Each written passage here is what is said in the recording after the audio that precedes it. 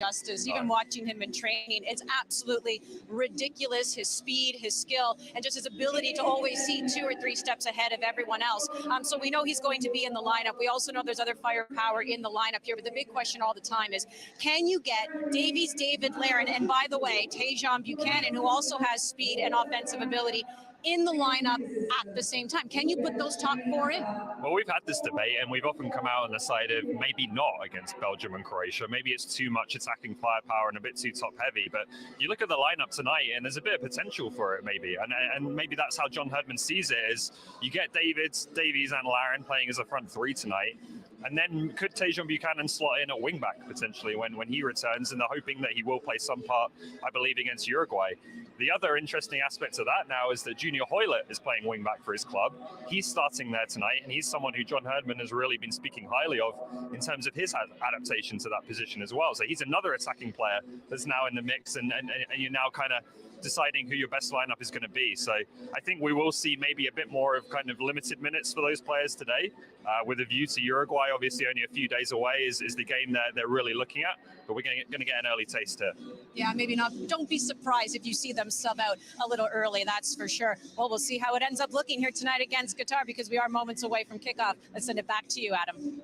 It was one thing when it was just Patrice back there, but to have both of you looming over my shoulder, I don't know how I feel about that. But yes, very excited. And just to follow up on something Ollie said quickly, Tajon Buchanan has just joined the team. He is there to watch. The hope is that he might be available for the next match against Uruguay. But KJ, quick thought, and I mean quick. Do you agree? Can they get that top 4 on the pitch together? Yeah, I think they might be able to do that. You know, it's interesting, the Buchanan news, though, right? I mean, he spent yesterday with his club. He came through 45 minutes in training. He's back there now, and there's an intention to get him on the pitch against Uruguay, which is really important. I expect him to be on the bench, obviously, on Tuesday, but bringing him on there as well, there's a lot of versatility. You could maybe play David as a false 9 and spread the front 2 a little bit wider, like Belgium play sometimes. So, look, this is just great that the game's back. It's exciting.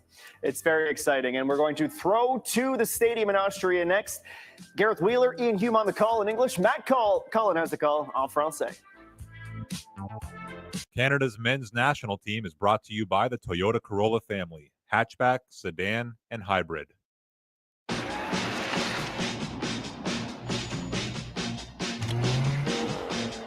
Fun.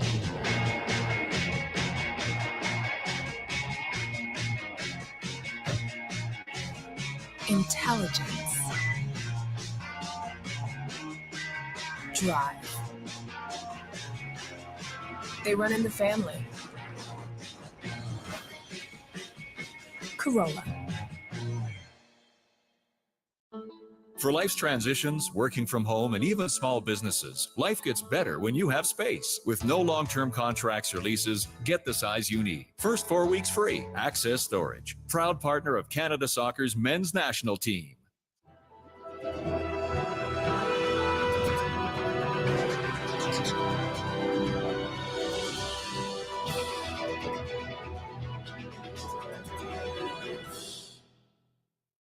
Think you've seen tough? You've seen nothing. When you're absolutely drenched and still take the final shot? Not even a challenge. Playing extra time under the beating hot sun. Hardly sweating. When the wind's so chilling it cuts to the bone? Now we're getting somewhere. Playing in Canada's tough. We're not sorry about it. Want to beat us? Come on. We're made for this.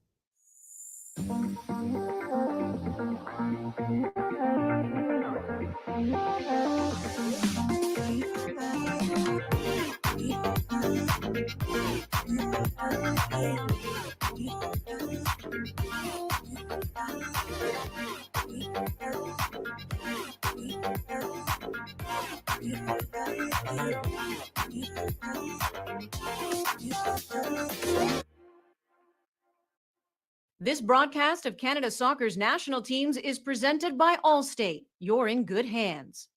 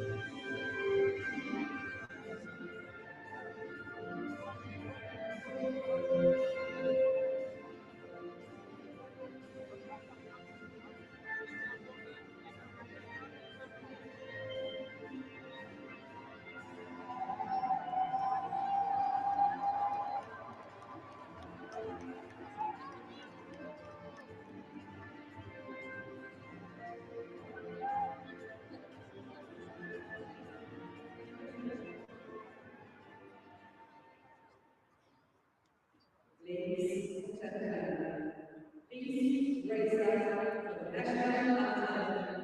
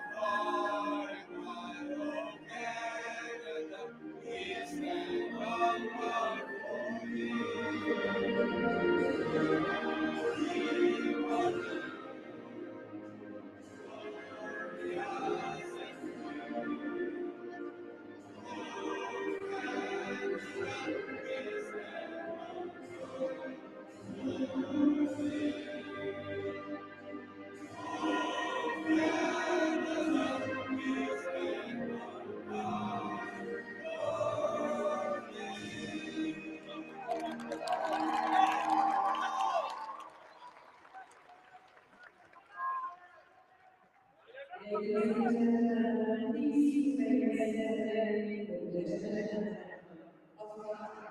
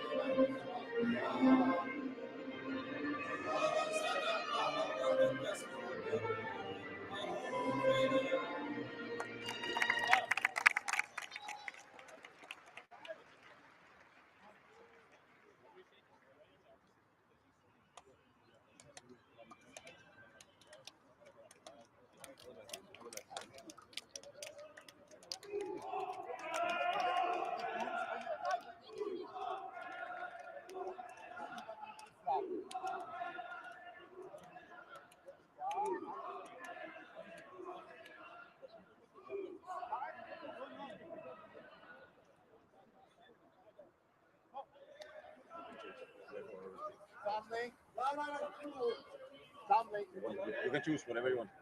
You see this? All the best. All the best. All the best. Don't forget the team photos. Huge part. No,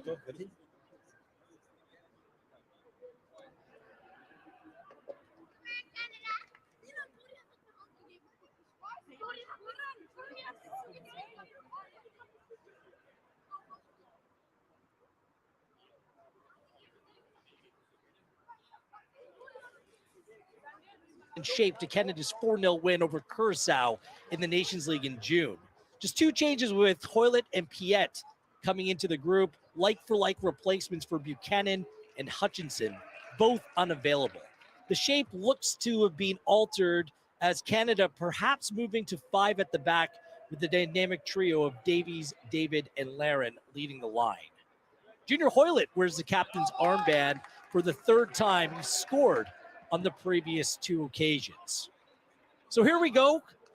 Canada has coined the phrase, "Together we can." You've heard the cliches, some of it ringing true as well, the fearlessness, the brotherhood that's brought John Herdman's team together. For Canada, the country, what an amazing ride it's been so far. Now the real fun begins, preparing for a World Cup and a country falling in love all over with this group again. Enjoy it. It doesn't come around very often. So wherever you are, wherever you're watching, this is an underdog story to get behind. It's Canada on the road to Qatar, facing the host nation for the very first time here today. Oh, Canada, oh, baby, this group ready to go out and perform once again for the true North, strong and free.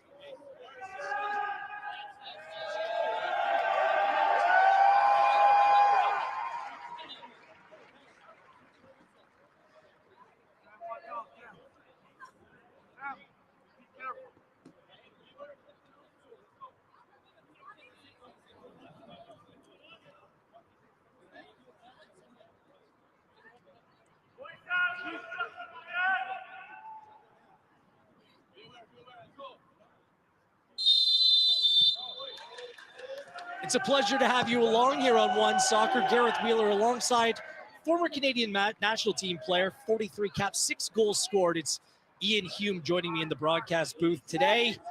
Hume, what are you looking out for from this Canada team today that will show you they're on the right path in terms of the preparation for Qatar? Obviously, you want a solid performance. Last game against Honduras wasn't great. So coming out here, you just want to see them a bit more cohesion, bit more belief in themselves, and just go out and play their game. Regardless who you're playing against, you still got to work hard. And they'll be looking at the result, but more importantly, it's about getting back together. An early corner kick for Canada. There is Kyle Laren. John Herdman describes him to me as fit as he's ever seen. Hasn't been playing regular club football with his new side in Bruges, but the work rate is absolutely there, and he's ready to take off. So, corner kick going to be taken by Stefan Eustachio. Eustachio, good in-swinging corner kick. Half clearance, Eustachio resets. There is Alfonso Davies. Great form with Bayern Munich. Player who only played 7 of the 14 games in the octagon for Canada.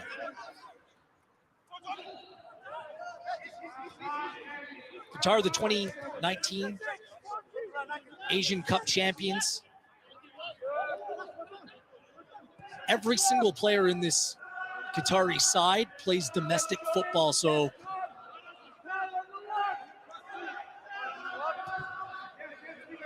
lots of familiarity and cohesion amongst this group. Boryat, Stephen Vittoria, Johnston. New combination down this right-hand side, and we'll see how it works with Junior Hoylett predominantly playing as a secondary striker or a wing player through qualifying, for the first time playing a wing-back role today for John Herdman down this right-hand side. Yeah, I think that's where John will be hoping that the team moves into different formations. Junior Hoylett's not going to do the wing-back role like you get from Richie Larea, but he gives you a little bit different play going forward. So I won't be surprised to see the back line shifting quite a lot. Vittoria finding Adekubi. Grew by leaps and bounds during his qualification campaign. The breakout stars in this Canada side was Sam Adekubi. Stachio dropping deep. From central midfield partner Sam Piet today. David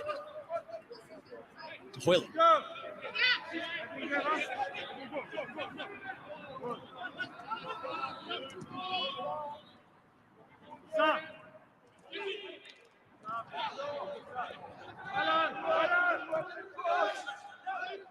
Sam Piet has been on great form with CF Montreal, one of the top sides in all of Major League Soccer, a true MLS Cup contender. Working his way into the team. Atiba Hutchinson unavailable, and Jonathan Osorio hasn't made the trip to Austria either. Johnston. Hoyland. Davies plays out wide to Atakubi. Floats to the far post. It's there. Laren! Who else? Wheels up Kyle Laren. Give him another. The greatest goal scorer in Canadian men's national team history. Bags another. And just like that, it's Canada 1, Qatar 0. Some very patient play there. Shifting the ball around back and forth. Get the ball out to Sami Atakubi, and it's not a tremendous ball. I thought he put a little bit too much air on it, but finds Kyle Aaron back post, and what do we know from him is he'll hit the target with his shots and back in that great header. 25 Canada goals now for Kyle Aaron. There was some question about his form, his fitness coming into this camp. Just not playing regular club football for Bruges. No problem there whatsoever. And an early Canada lead. This was something, Hubie. Herdman was wary of what this Canada team would look like out of the gate, having not been together since June against a team in Qatar that's very well organized. Well, so far, so good. Yeah, it's a great start. They look very, very composed on the ball. They're moving it very well. First chance, first goal. This team is full of belief. We know that. We've seen that through qualification. And there's somebody who it's extremely exciting to watch, to be honest. And I love it. Having been a part of the dire times, seeing them now and the way they go in every game, believing they can win whoever they're against is something special.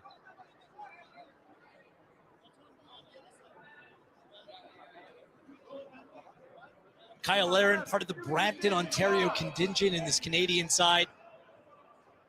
The comment has been made, just coming back into this Canadian team just feels like you're at home. Even when you're out of form with your club side, you come back in and you're galvanized. You just fit. And that seems to be, and that has been the case with Kyle Laren all the way through qualifying. They're all winners. I think that's the best part. Regardless of club football, whatever, they're all winners. And we watch it every time we watch this team play. And we've been saying it for, what, two and a half years now, 3 years? They've just continued to grow. And it's an absolute joy to watch. Sometimes it's difficult to settle at a new club. With Bruges, just 1 goal in 7 games, just 1 start for Kyle Laren. But, I mean, he's a natural-born goal scorer. 13 goals, the most in CONCACAF World Cup qualifying. 6 of those goals coming in the octagon as well in 10 games played. And spin it back, 2020, 2021 for Besiktas, scored 23 goals in 45 games in all competitions. Yeah, he's always been like that. Since he joined the national team and I was towards the end of my career there, all he did was score goals. Like it was frustrating for me as a striker because I'm trying to play.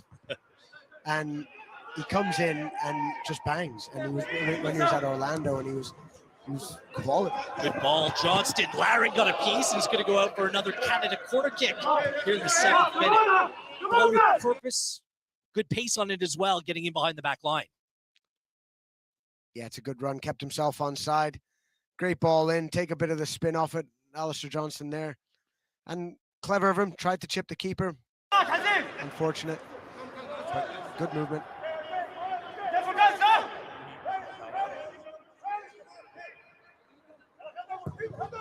Davies with the corner kick this time. That ball's played clear again. Canada will try this again.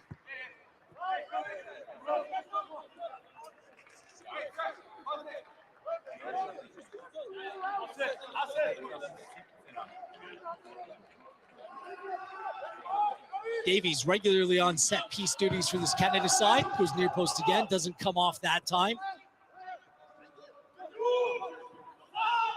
Good pressure by Canada winning that ball back. Eustachio and Johnny David playing a role. Laren lurking over the top again. Expect lots of rotation amongst the front three of David, Laren, and Davies.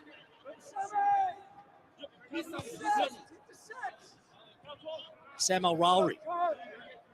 Finally, Qatar able to get their foot on the ball. Tarek Salva. Abdelaziz Hatab back to Abdel Karim Hassan. Well over 100 caps for Hassan. Qatar played Tuesday, lost 3-0 to Croatia under 23. Difficult to tell how much that matters at all. I mean, like I said, they played games against just about anybody. They played Lazio, Fiorentina in their preseasons. They played the first choice national teams. They play reserves. They basically taken up games against anyone who will play them. Yeah, I think their domestic league, I don't think it's as long as the normal leagues. I think it's only about 4.5 months. So you got... Borjan under pressure. Sorry, Hume. No, so you got so much time. Giveaway inside the 18. Eustachio gives that straight to Qatar again. It's Ahmed. Good block by Piet. That's what he does. The Bulldog breaks up the play. Second phase. Wad straight into the hands of Milan Borjan. First nervy moment of the match coming in the 10th minute for Canada. Yeah, pretty sloppy across the back, trying to move the ball out and blind pass from Eustachio. I think it's something we've become accustomed to, the way they move the ball around the back, but under a little bit of pressure there, and Qatar did well to keep possession and possibly could have had at least another shot off before that final one.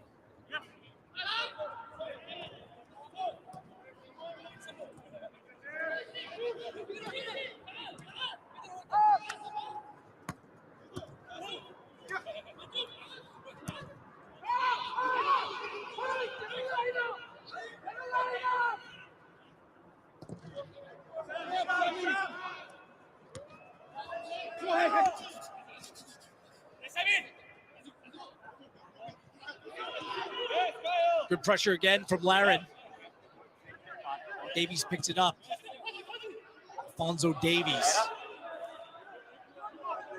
Canada's 2021 Player of the Year. Samuel Piet to Kamal Miller. Atakubi. Piet with only 2 starts in the octagon. One, he had to leave early through injury. He's really stepped up his play over the course of the MLS season. Davies. Eustachio. Atakubi. Stefan Eustachio. Davies.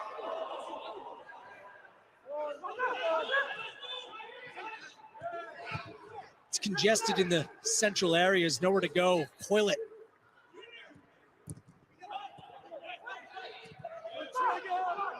Piet resets to Miller.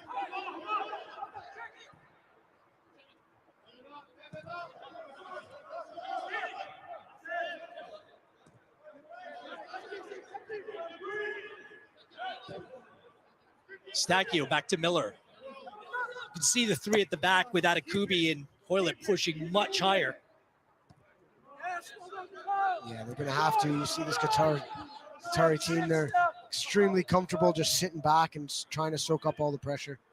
It's going to take some patience in possession for Canada. Good ball movement. Atakubi inside to Davies.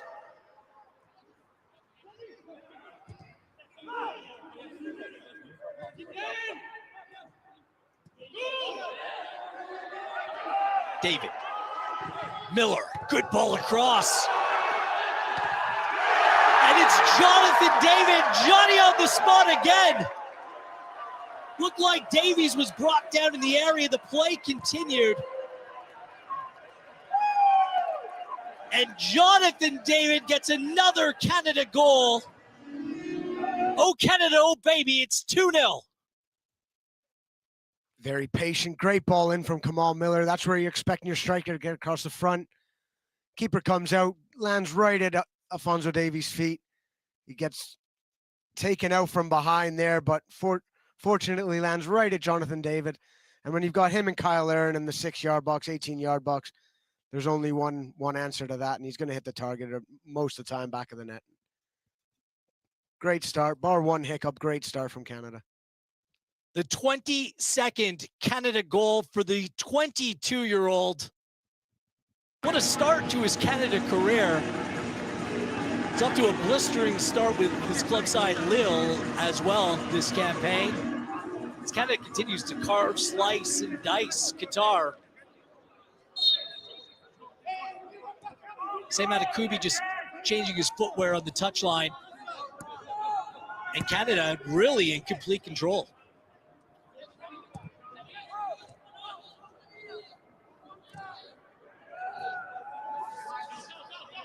Yeah, the way this Canada team plays, if Qatar are going to sit back and just try and soak up the pressure, they'll be patient, they'll keep the ball moving, and they'll carve them open. And with the impact players we've got in the front line, it's a matter of time.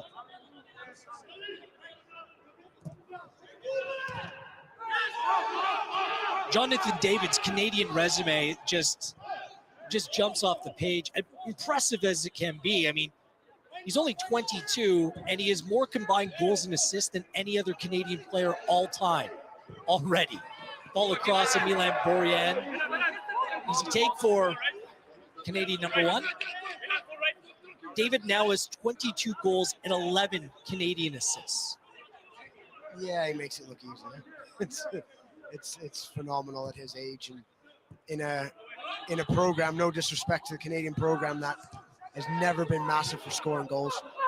Over the last 4 years, we've probably turned the screw a little bit, and we've inherited such an incredible generation. And with John Herdman at the helm and doing what he's doing with them, goals are just flying in, and it's so much fun. 2021, Canada almost doubled the previous tally for goals scored in a calendar year. I mean, they're rewriting the Canadian soccer history books as we speak. Also, there is some benefit of playing a lot more games, Hume. I mean, it's been a problem over the years, just getting regular competitive fixtures, getting the team together, but they've taken full advantage. And some of those minnows that you might play in CONCACAF, which have troubled Canada in the past, I mean, now you see that Canada has approached another level. Now it's whether they can close the gap on the level above them of the teams they're going to play at the World Cup. Yeah, and like going through everything and going with the Nations Leagues and all that, and the pre-qualifiers and everything. We used to send out a kind of skeleton squad. John Herdman made an impact of, you know what, I'm sending my full guys, and they were pumping teams. Like it was fun to watch in a way, but it was like, yeah, it's great the fact that he's keeping the team together, and obviously the progress is written. Dangerous challenge by Victoria. It's deemed to be worthy of a caution despite the protests of Victoria and others. Goes into the book here in the 17th minute. It's one of the players in the side that tends to be the biggest threat of picking up a caution, Stephen Victoria. In fairness, not much he could do. Sloppy giveaway by Hoylett, put him on ice.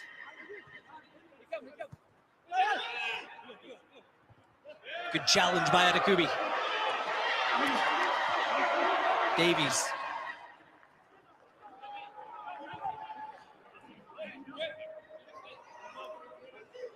Davies spins inside. John Herdman told us that Davies sees himself as an attacking player for country. That's where he wants to play. Relishing every moment. Here he is again.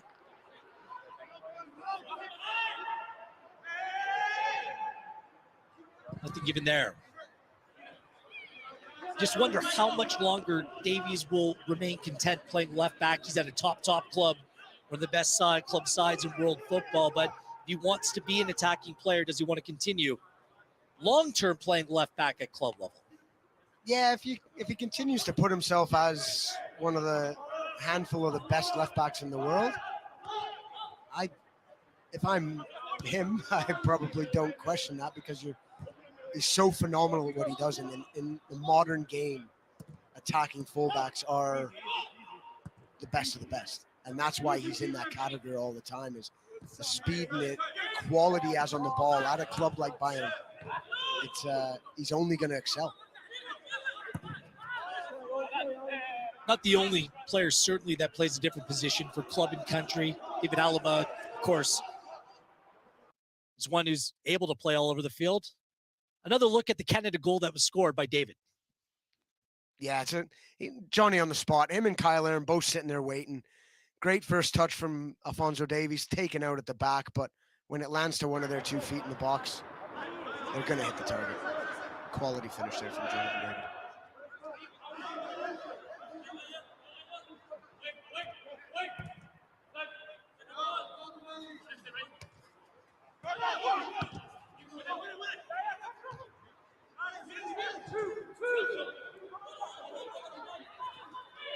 Kramafief closed down in the corner. Top player in the Qatar Stars League last season. Well done by Alistair Johnston, playing it off Qatari player to be a Canada throw.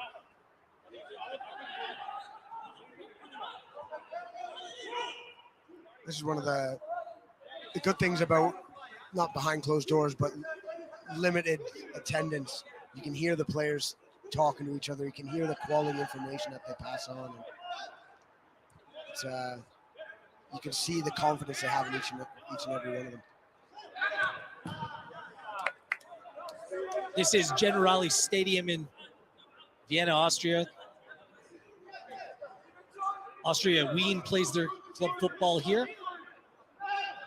Capacity of just over 17,000. Lucky to have 1,700 in the building here today. There is a small Canadian contingent traveling. I know there was a question, it just seemed a little bit delayed in terms of ticket sales. I know even speaking to people were potentially interested in making the trip over. They just weren't aware of what was going on from a ticketing perspective. Yeah, it's a little bit silly that leading up to an international window and having a game scheduled. I think tickets need to be made available. Obviously, they need the security and the stewards there to do the work, but I think you have to show the respect of the two nations and get things sorted early doors. There's great interest, not only within the country, no matter what some may suggest in Canadian soccer, globally as well, as this team continues to make headlines. Highest scoring team in 2021 worldwide. Buzz with the likes of Davies and David. Stacchio now playing regular Champions League football with Porto. Going to be a team of great intrigue when they kick off November 23rd against Belgium. And some guy named Kevin De Bruyne. He's pretty good at football. Yeah. Depends who you support. Both of us, neither of us should like him. But no, it's incredible. And that's what you want, that. And like you said in the pregame, was 36 years we've been waiting for this. When you get there, you got to play against the best. And Belgium were world number ones for some time, and you got Croatia making the Euro, or doing so well in the Euros and World Cups in past years. And players like Modric and that. This is what we want. Canada wants to be on the same stage as these countries and these players, and we've earned the right to do it. John Herdman's media availability has taken a different tone, and I absolutely appreciate it. Understanding or telling the story to a nation, what an underdog story this Canadian side is. Here is Hoylett out wide to Johnston. Good ball, far post. Davies was there. Atakubi hits across. Could have gone anywhere. It goes out for another Canada corner. Really good ball played by Ali Johnston down the right-hand side. Yeah, great play from Junior Hoylett. Perfect pass out to Alistair Johnston, and what a ball that is. Center forward's dream. When the keeper can't come, he's got to question himself. And I think if that's club football or a competitive game, Alfonso Davies gambles a bit more and maybe throws himself across the defender there, but it's a great ball in and another corner for us. And not the first Canada corner kick that's gone near post, cleared easily. Typically off these set pieces, they love to look for Steven Vittoria. Big target. Yeah, he's decent in the air, the big man. But when you've got Sammy Adekubi's in there, you've got Kyle Aaron wants to get on the end, Jonathan David sniffing and poaching around the goalkeeper. Alfonso Davies isn't the smallest guy in the world either. So just got to get it in the mixer and away from that first man. And we've had 4 corners thus far, and all 3 of the 4 after Eustachio's first one have hit the first man. And need to be a little bit better quality. So Vitoria scored against Curacao in the Nations League in June. More on that in a moment. Chance to counter.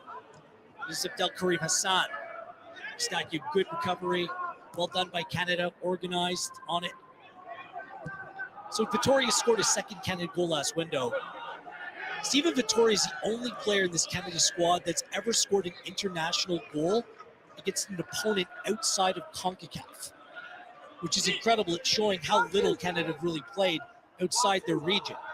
He scored against Mauritania back in 2016. That is it. Of course, Atiba Hutchinson scored against Bulgaria and Ukraine, but he's not part of the squad.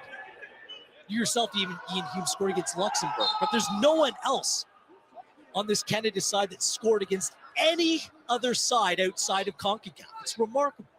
Yeah, and I remember that Mauritania as well. That was one of the, I think it was when we played in Oliva in Spain under Benito Flores. And 2 behind closed door games against him over the space of 3 or 4 days. And I think that was one of Stephen's first.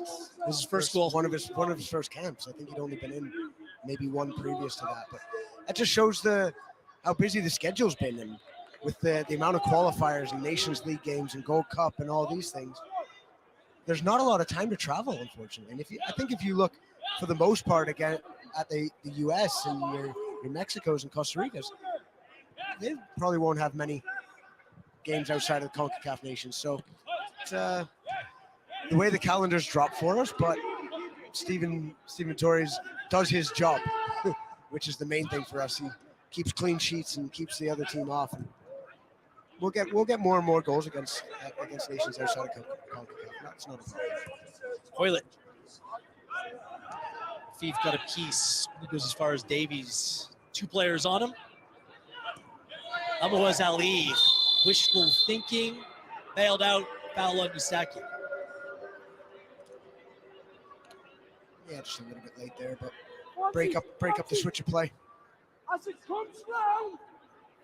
Part of that not playing outside your reason, the Nations League has thrown that into a wrench. A good competition, not much there at all, but an important competition for a lot of different nations, especially ones trying to build within their region.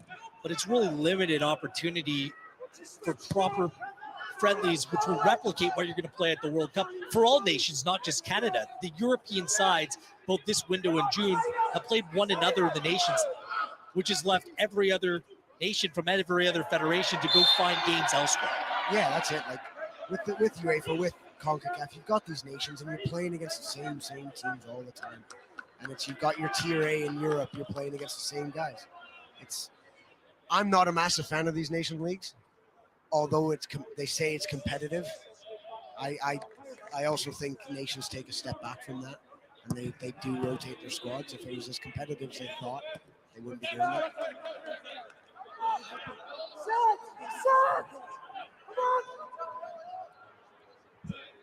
Serves a purpose and takes away unimportant friendlies. I would classify this as an important friendly when you're building to a World Cup. So it serves its purpose, but at times like this, you know there has to be some frustration amongst other nations across the board. Even European nations would love to test themselves against sides from other regions as well.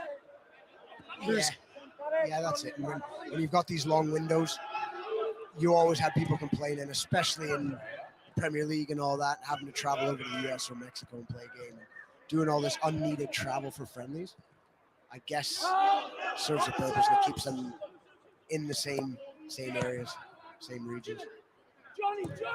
Vitoria, really good ball, well shaped to David.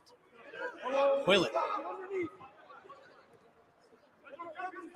has been playing at this right wing back position, right mid position for Reading. Third in the championship table right now. Can't beat his man there for giving up.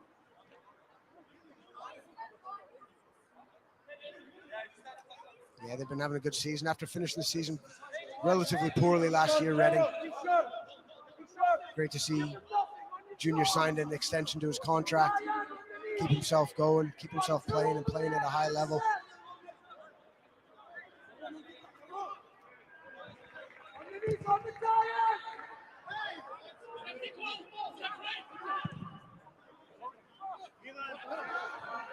Long ball played. It's a good ball as well. Afif, Akram Afif plays that into the side netting. Orient had that covered.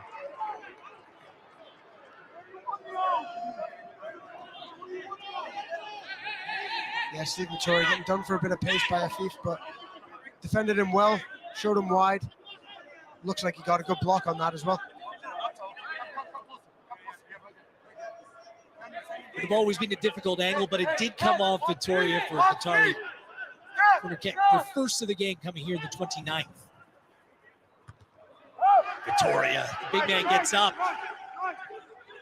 That's that clear. It's brave by Mohamed Wad. Piet. To Davies, wonderful through ball, heavy touch by Alfonso. Canada the most dangerous side in CONCACAF on the counterattack, and clear warding shot fired on that occasion as well. 4 shots to 2 for Canada. Canada also 66% possession thus far. Yeah, Qatar seem to be playing a bit of a counterattack, sitting back and trying to absorb everything. It's backfiring a little bit because Canada are creating chances and obviously 2-0 up.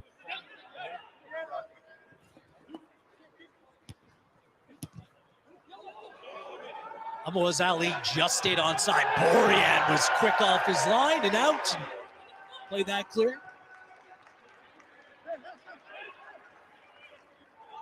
I think Milan got a little bit bored there because Sami Piet had done Sami Piet had done the recovery run. He was covering up that space. I think he was going to get the ball first, but I think Milan hardly touching the ball since the first half an hour. I think he's touched it twice. I think he just wanted to be involved. Borian was so good during World Cup qualification, but there's still this unpredictable nature to his game. You're just not quite sure what to expect at all times, which is part of what makes him such a good goalkeeper as well. Unpredictable nature to his game and personality, and he's one of the best guys you'll ever meet in the game, but he's got some quirks. You got to get used to them. But he was phenomenal qualifying. I think amongst probably 15 other Canadian players, phenomenal cycle in qualification. Borian showing off Canada Soccer's Instagram, a massive tattoo on his left calf of the Canadian soccer symbol. He's all in, a true leader in this Canada side. Interesting that he's not wearing the captain's armband today. It's Junior Hoylett. I think that it's perhaps a little bit of signal of what Herdman's looking for right now. Players in form, playing at a high level, rewarding Hoylett for the work that he's put in. Exceptionally fit as well right now. Here's David through the legs, brought down, nothing given. Great first touch from Kyle Aaron. Good ball into his feet. Good understanding between him and Jonathan David. And I've seen those given many times before. I'm surprised the referee hasn't done it. So look at how deep Hoylett is. This is just an area that we're not familiar with him playing. Looks like Canada, as soon as Qatar gets the ball, they're getting players back to play in that back five. I mean, this is clear preparation for the approach for Tuesday's game against Uruguay when you're going up against some tough competition. There is versatility. Do they play a 4-4-2? Do they play a 5-2-3? Do they play some sort of iteration of that? It's going to be interesting to see, as it's one of the strengths of Canada, Herdman's tactical approach and the players' adaptability and their ability to go on and execute. Ali. Put over the top, Akram Afif. He's been lively, the most lively player. He has a player open on the far post as well. Afif still on it. Kamal Miller goes down. Piet is there once again. Good defending in the middle of the area by Saint-Pierre.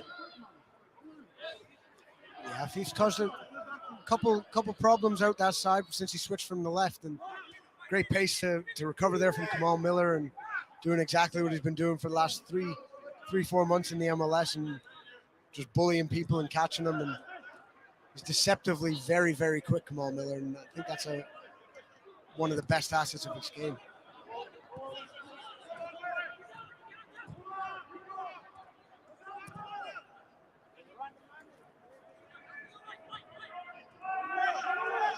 Good touch by Johnson to Laren. Plenty of willing runners in attack in David, Laren, and Davies, causing all kinds of problems for Qatar. Anakubi this time. Eustaquio. Piet. Hoyle it across. Right idea. That's great. That's great play there. Great ball from Sami Piet, and right idea from Junior Hoylett. Just scuffed it a tiny bit, but you can see the concentration in their play and not forcing the issue. And it's a great ball and a good run from Junior. And a bit unfortunate, 3 guys in the 6-yard box again, and constantly looking to get in the back of the net. Yeah, willing runners here. Always. You see your opportunities, and we've seen it. Like we keep going over the qualifying campaign. You've seen it constantly when they had opportunities to get in the right areas. That front 3 especially, you see the statistics talk for themselves.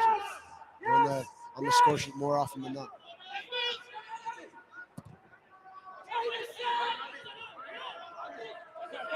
Attempt.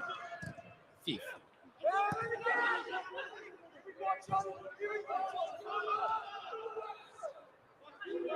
David dropping back to defend. Good ball inside by Qatar. Ahmed. Teb inside to Ali.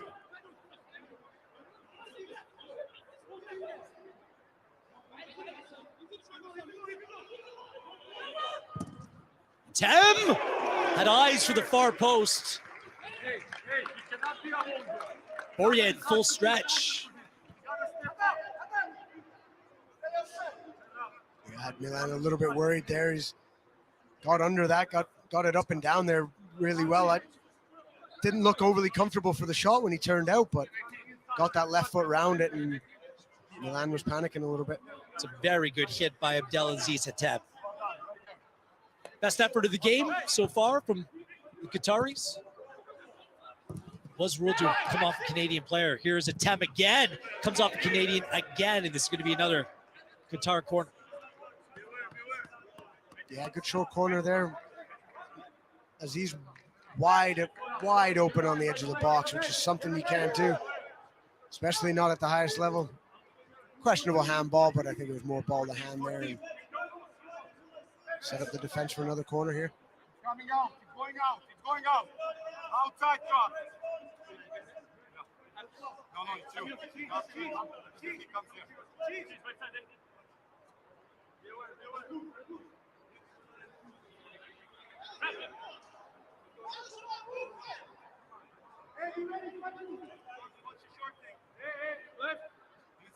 Linesman just holding up the play as the referee has a word.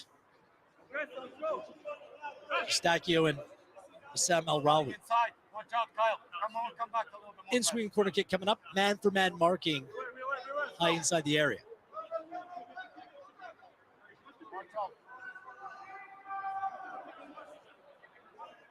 Abdelaziz attempt. No rush. Thief.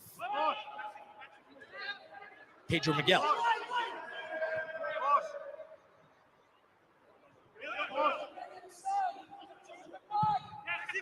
Played to the near post. Bourian able to take that, plays it long quickly. Tries to hit Davies in stride. He does. What a ball that was by Milan Bourian. Pedro Miguel does well to stay stride for stride with Davies. That's a play by the Canadian goalkeeper. Yeah, great vision from Milan. He kind of fumbled the cross in, but great vision there. Great ball out. And Great touch from Alfonso Davies, and yeah, to keep up pace with him is no mean feat.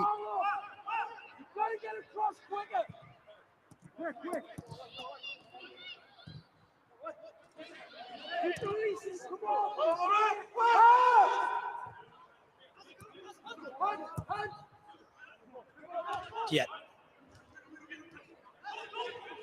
Good ball by Hoylett to David. He goes down. Kubi does the same. Referee doing well, allowing play to continue. Third time's a charm. Nope. You carry on as Eustachio gets back to his feet. I like this from this referee, just letting the game flow. Agreed. Friendly game like this, it's not going to be malicious at all. Let the game flow. Little niggles, don't be given for a little bit of embellishment. Well done, Sam. Adekubi doing a nice job closing down quickly. Up.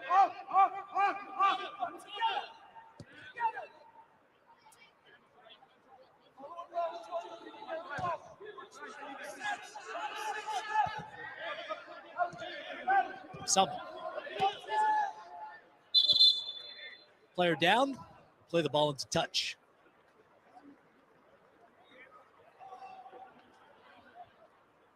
Is Pedro Miguel. I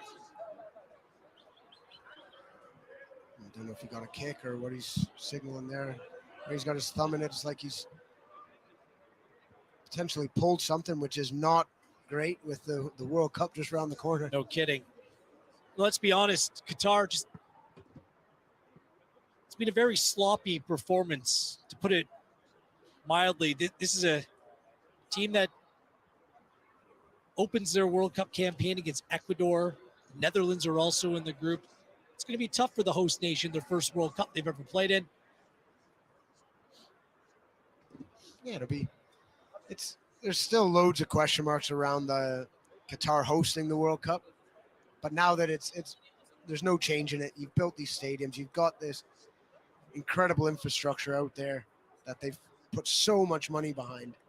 It'll be an incredible spectacle. I, for one, think it's the best tournament in the world, best event in the world, bar none. So it'll be good to see it again. Wish it wasn't every 4 years, but it'd be good to see it again and see how they put on these shows and all these massive nations coming into one spot and not long away. And the fact that our name is amongst them is amazing. Senegal, the other side who's in Qatar's group, is Miguel back to his feet.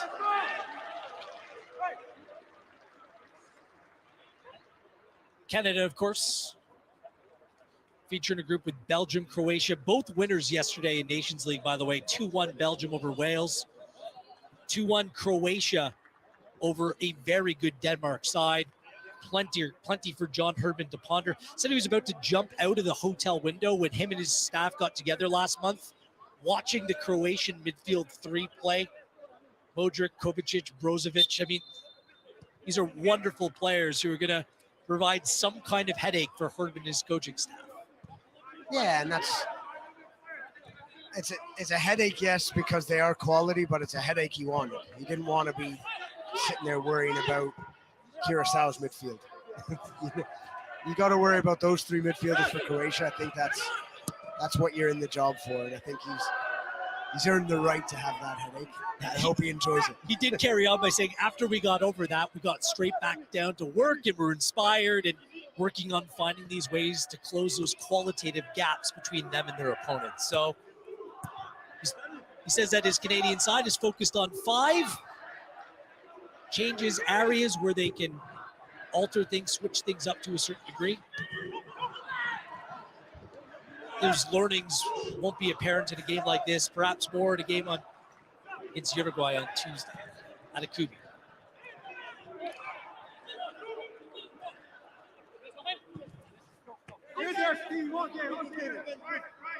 Victoria there playing a little deeper, well done. See Piet's dropping a little bit deeper now with Eustachio pushing on a little bit more. It's almost like a double pivot. I think that Piet provides a little bit more of that safety net than Eustachio, a little bit better on the ball. Yeah, and base player. Sorry, I love the way they do that. They allow with this back three, they allow Johnson, they allow Miller to bomb on because they know those two have got that safety net right in front of Steven Vittoria. And they've become so accustomed. It's like clockwork watching them. You see them playing. One of them goes to the ball, one fullback goes, or one right center back or left center back goes. The two tuck in. You've got your triangles all over the field. Also starts with these front three and the way they defend as well. Laren, Davies, David, full of life, full of work. Hassan inside. Qatar starting to grow into this game a little bit.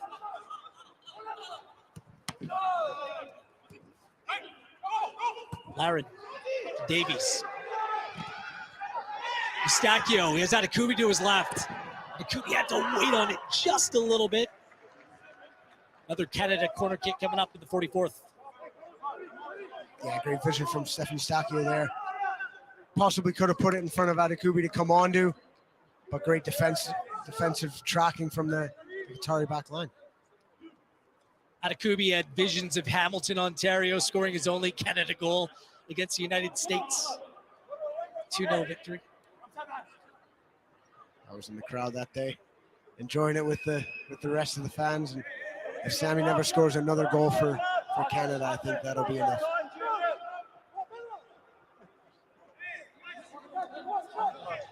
So Eustachio's in the area now.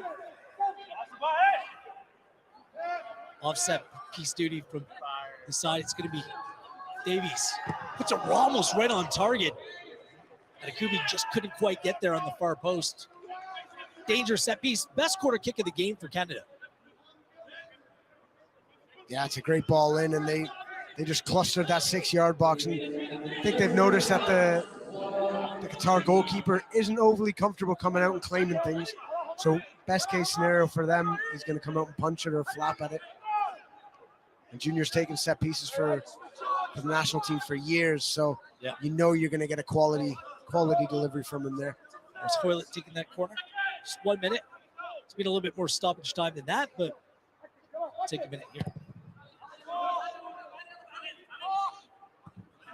Sounds like coming into this game, the plan was for there to be some significant changes to the Canada side at half, understanding who they're playing on short rest on Tuesday. Laren.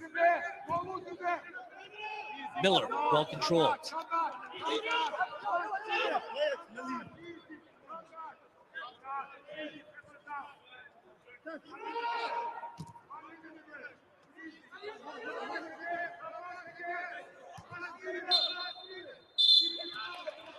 That's it for the 45. Your assessment, Ian, here. Comfortable. They've been tested a couple times, but nothing over the top. And I think we look at it really, and with the pace we've got up front, those front three, they're going to cause them problems no end. 2-0, I think, is a fair assessment. Could have been 3 or 4, but happy with that. The Voyageurs like what they see, so does the rest of Canada. Canada struck early. It was Laren in the 4th minute with his 25th for country. David with his 22nd in the 13th minute. Canada kind of cruised from there. We'll see what changes are made through 45 minutes, but so far, so good. It's Canada 2, Qatar 0 from Vienna.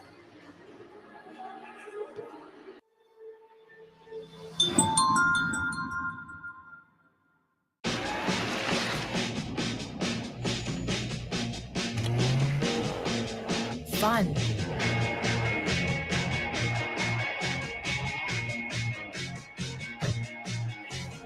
Intelligence. Drive. They run in the family. Corolla.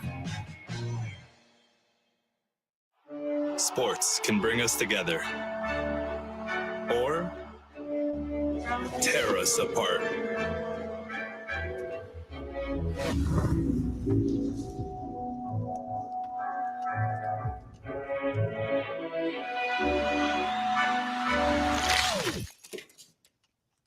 But you know what never disappoints? Shawarma? We're making what you're craving, Osmos. We're used to labels. Apologetic. Sweet. Pushovers. 1, 2, 3, But screw labels. No more being polite. No more sugarcoating. Because we're labelless and limitless. Oat Canada, the official plant protein partner of Canada Soccer.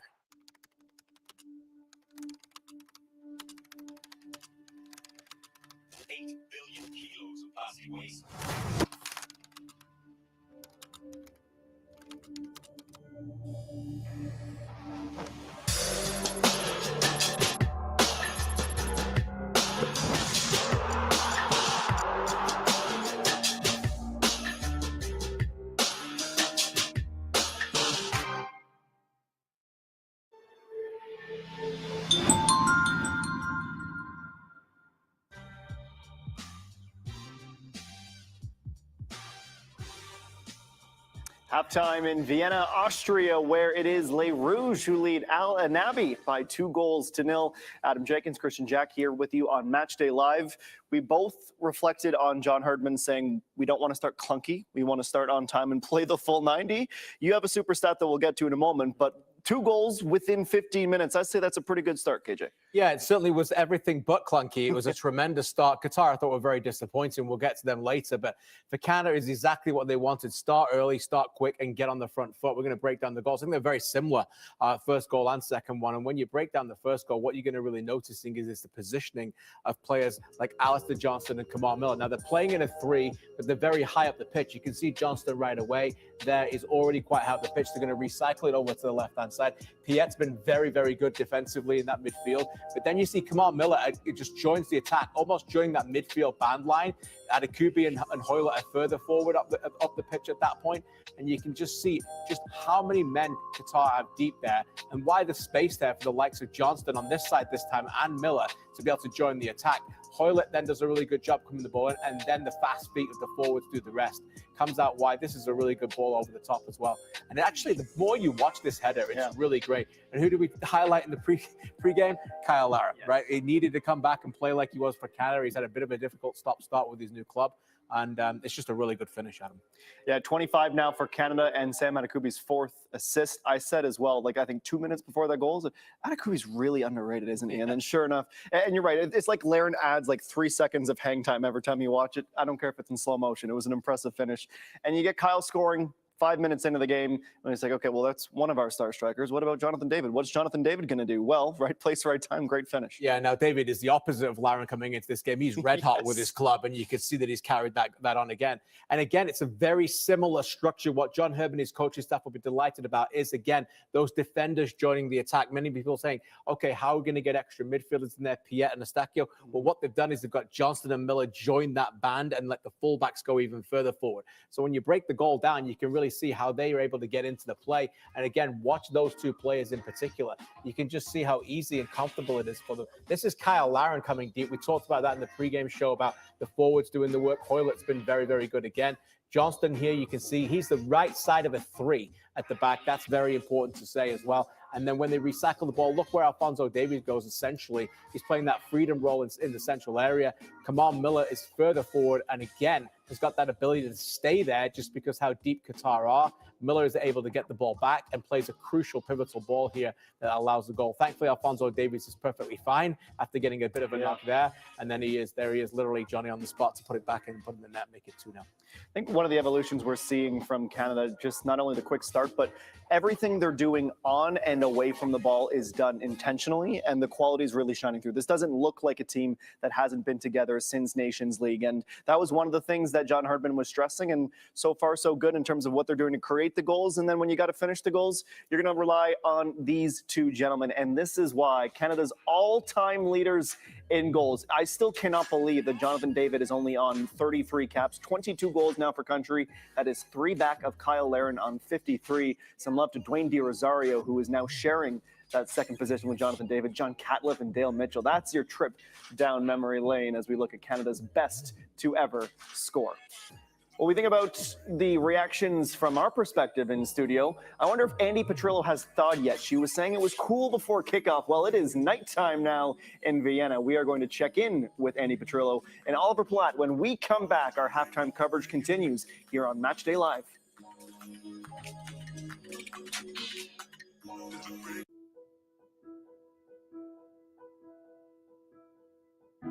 To play. It's something that's in us from the very beginning, and something we take with us on every step of the journey. When we have no words, it gives us a way to speak. When we are still finding our way in the world, it gives us somewhere to belong. And no matter who we are or where we come from, it gives us the right to dream. As she scores at her fifth World Cup. Alfonso Davies! It's time to celebrate the game we love. It's time to play. Think you've seen tough? You've seen nothing. When you're absolutely drenched and still take the final shot? Not even a challenge. Playing extra time under the beating hot sun. Hardly sweating. When the wind's so chilling it cuts to the bone? Now we're getting somewhere. Playing in Canada's tough. We're not sorry about it. Want to beat us? Come on. We're made for this.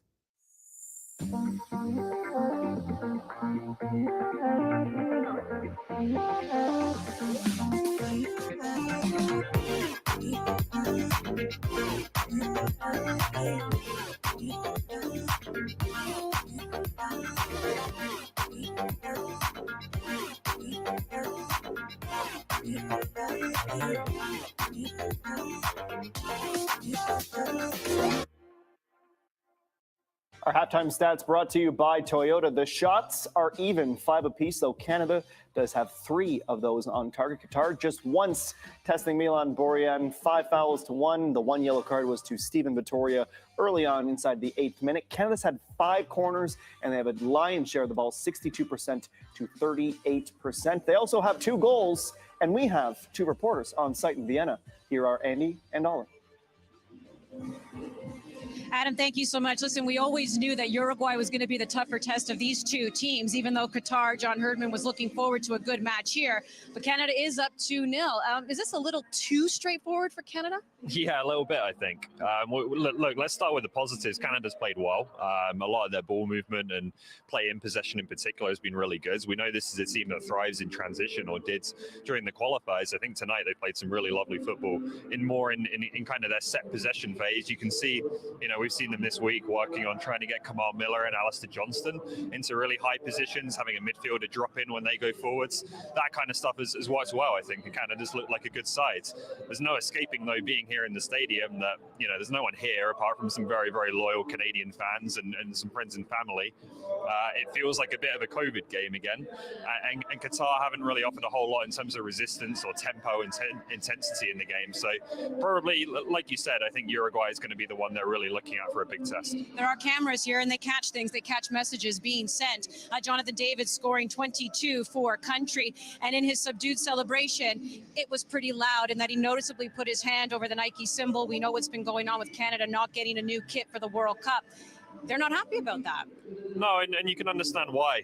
We'll see, if there's any comments after the game, if that was a team thing or just something individually. But look, there's 32 teams going to the World Cup, 31 have a new kit, and Canada don't. And I think it just kind of plays into that feeling with Canada a little bit that, maybe they're still not considered, one of the big national teams on the same level as some of the others in the region and around them. So you can understand, I think, that frustration and disappointment that, they haven't been prioritized in that way.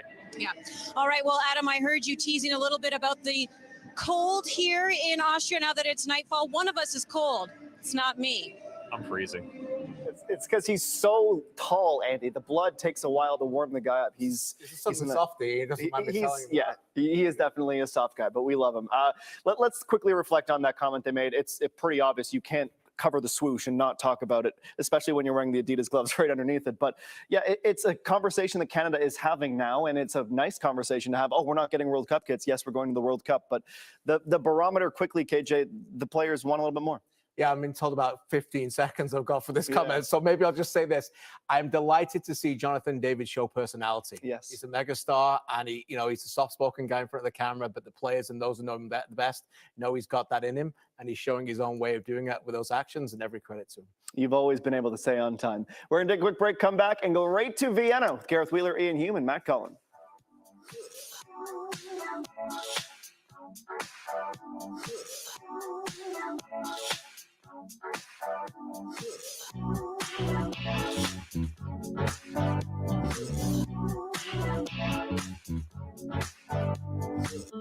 For life's transitions, working from home, and even small businesses, life gets better when you have space. With no long-term contracts or leases, get the size you need. First 4 weeks free. Access Storage. Proud partner of Canada Soccer's men's national team.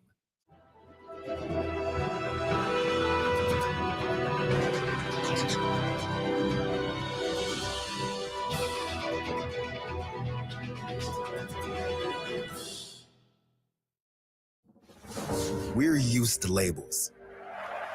Apologetic. Sweet. Pushovers.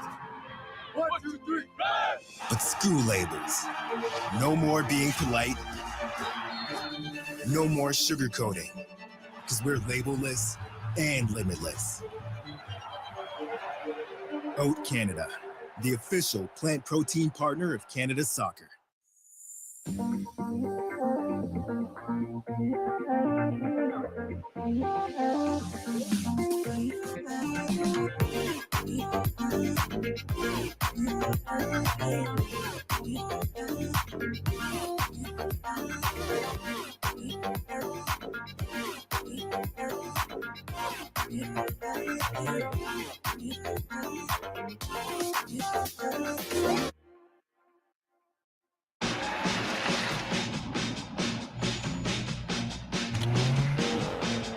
Fun.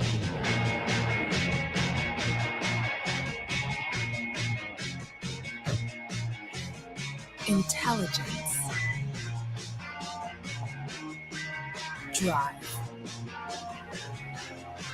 They run in the family. Corolla.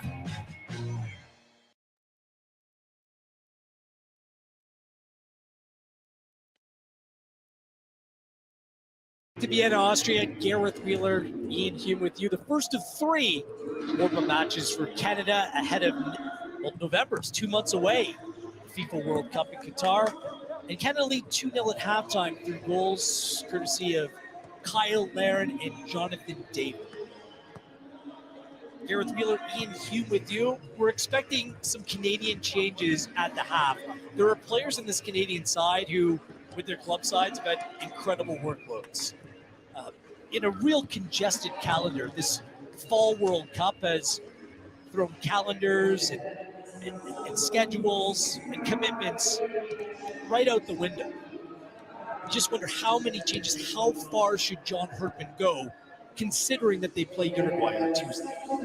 Yeah, provided the performance and the result, or the scoreline continues to go the way it is. Hopefully add 1 or 2 more. I wouldn't be surprised if we see wholesale change, just to rest some legs. I think your main guys, Alfonso Davies, Jonathan David, these players, I wouldn't be surprised to see much longer from them, just to preserve their legs for the big game in a couple of days. But again, you'll see. He might want to leave them in for an hour, 50 minutes, 55 minutes, whatever, just to put the game out of reach. But there will be changes when, don't know. Richie Larrea's on the field right now. A couple changes for Qatar. Ismail Mohammed comes on. We saw Pedro Miguel, the right back, go down through injury. And the most capped player in this Qatari side, Al-Hados, is coming on as well. Captain's armband immediately on. Richie Lorea comes on to replace one of the goal scorers for Canada in Kyle Laird. Perhaps this pushes Junior Hoylett forward. We'll see what alterations and the way this might changes Canada's shape. So Canadian side, Borjan's the goalkeeper, Vittoria playing in between Miller and Johnson at the back. Lorea slots in wide right, and Akubi wide left. Piet, Eustachio in the middle. Hoylett and Davies playing underneath David. Early free kick for Canada. Clever kick off that. Good ball out wide from Eustachio, and great first touch and dribble from Junior Hoylett there. And yeah, it's a foul. They can't argue that. They looked a bit upset with it, but great feet and great shift of body from Junior Hoylett.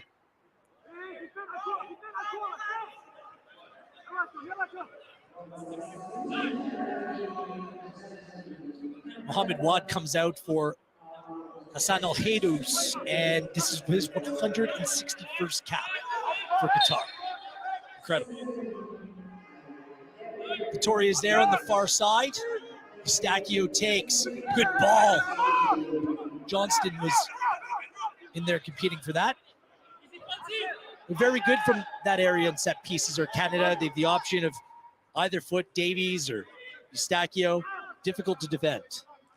Yeah, I thought Alfonso Davies was going to in-swing that, but a great ball in from Eustachio. And Alistair Johnson probably millimeters short of winning that header. Quick thought on Kyle Aaron in his 45 minutes here today. Productive. Did his job. Got a goal, got in the right areas, some great first touches, played into feet, and linked up very well with Alfonso Davies and Jonathan David. As John Herdman, as a coach, you can't ask any more. Hoylett to Lorea.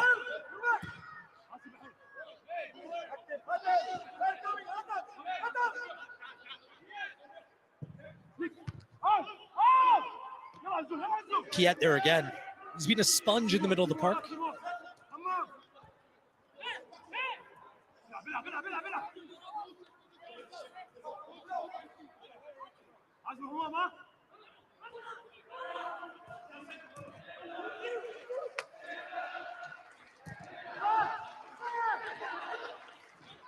Qatar with that deep line again. They're just sitting back, and you can see the field's not overly big. They're just trying to soak things up again, and it could make for a very long 43 minutes.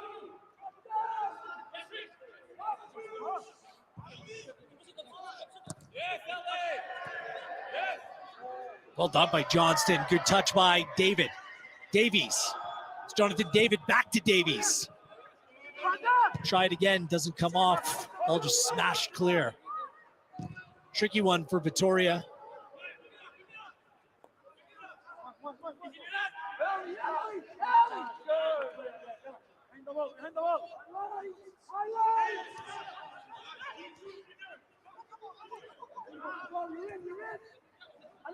Kamal Miller.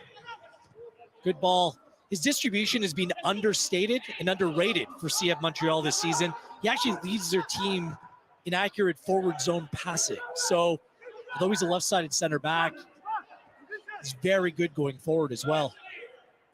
Yeah, I've watched quite a few Montreal games this season, and gets himself in great positions. He's not wasteful in possession, which is quality, and we've seen it in the qualifying, and he brought it into this MLS season.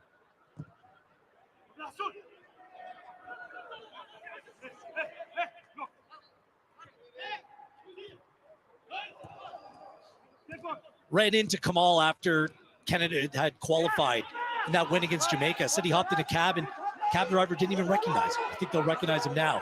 Some defending to do for Miller. Good recovery. Eustachio got there. It's Qatar at a 2-on-1, but look at Canada 1, 2, 3, 4 back in numbers.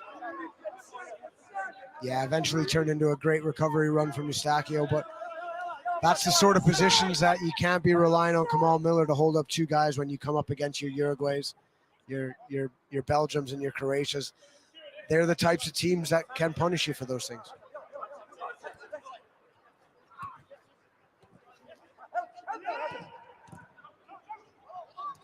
David.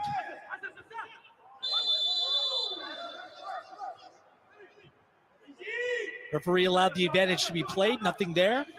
Free kick for Canada. Basically, that Kamal Miller story can be replicated across the board.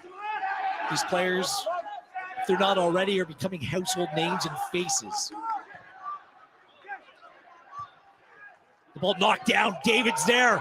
David, close. Ahmed Ahmad just did enough.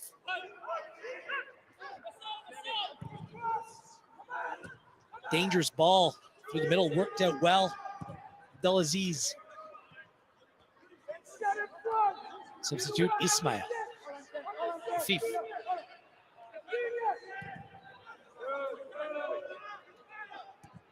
Even the players, the staff were commenting here in Slovakia and Austria where their camps being staged that the feel is different. There's more attention, more media responsibility, more eyeballs. They're aware of it. Yeah, we've qualified for something people want to know. Brings a different kind of pressure. Hey, tell me about it. But that's the best part about it is, do we not think Alfonso Davies has that pressure at Bayern? Jonathan David winning Ligue 1 with Lille. These are things they become to expect. These are things they grew up wanting. So the players, it's not an issue for them. Above and beyond the CSA, the coaching staff, they'll absorb all that. The players, that's what we were bred for. That's what we wanted our whole careers. Embrace the moment, and Herdman's being quite clear on that. Even though Canada will be an underdog in their group, just enjoy every minute. David, he's through. Does the flag stay down? No, it does not. Offside. Yeah. Here's the half penalty claim in. Yeah, it's always risky when you go off the line of the ball to get in the striker's way. I would argue that as a striker, I'm not going to lie. But yeah, Sammy there just took a little bit too long. Just about a quarter mile offside by the time he got there.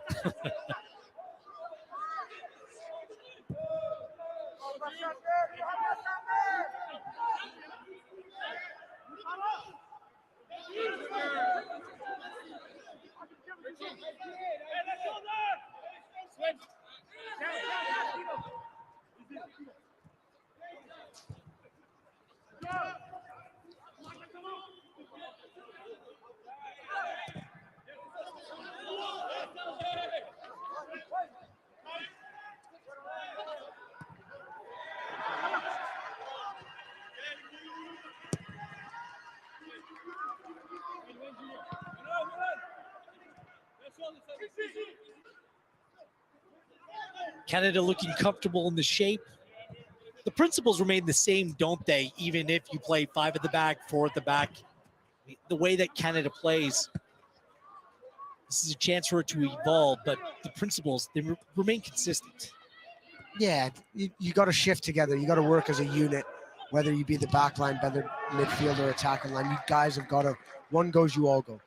You're always going to rotate. You're always going to shift and cover your spaces rather than men and allow yourself to be left 1v1.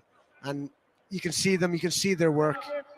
You can hear the communication, which I'll state, I love listening to these kind of behind closed doors or low attendance games.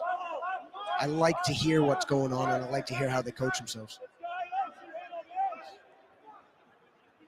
Loreo with the challenge. It's Qatari corner kick. Good ball in. Victoria there yet again. Alhedos. Big switch. Right idea.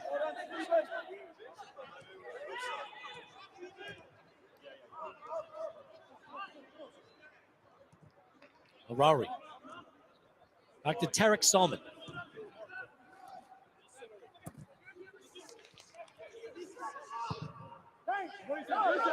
It's a great switch. Ismail. Difficult ball to deal for Boryad. Straight to Lorea.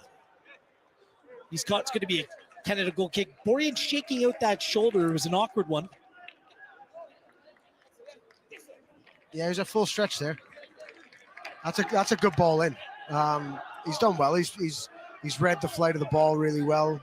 Just the way he landed on his elbow probably shook it up a little bit. But Qatar looked to have a little bit more of an identity about them this second half. They're passing the ball with a bit more purpose.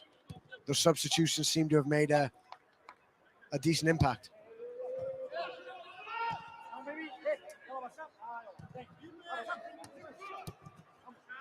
Boryad now level in Canada appearances with Alex Bunbury, 6th most all-time. Already the leader in clean sheets for country as well. Miller, long ball played forward. Atakubi touches it across for Hoylett. David, great work, Johnny David.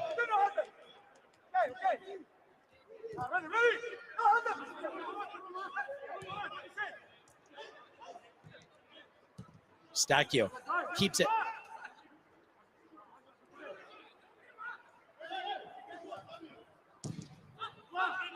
To Stacchio, a player that John Herdman in his media availability called a Canadian success story. To work his way through lower levels of Portugal, making the move to Mexico, doing his ACL, to start all over again now, playing Champions League football with a top side in FC Porto from Leamington, Ontario. And a phenomenal footballer. I think that he is one of the gems of Canadian soccer right now. And I wouldn't say he's underrated or underappreciated, but he's not a superstar goal scorer. So he doesn't get the highlights in the limelight that he deserves with his performances. That's 3 Canada goals that were scored in 3 straight games at last summer's Gold Cup. Now playing in the Champions League, difficult midfield to get into that FC Porto side. Played against Atletico Madrid. Porto, wasn't Eustachio, were absolutely battered by Bruges. Some good news on Canadian Tajon Buchanan, also a Bruges teammate of Kyle Aaron. Sounds like they've been given the green light for him to play some kind of role in Tuesday's game against Uruguay. Important for Tajon. David goes down. He's played a lot of football as well. Yeah, getting Tajon back's a massive one. Especially, I'll forget the Uruguay game for November.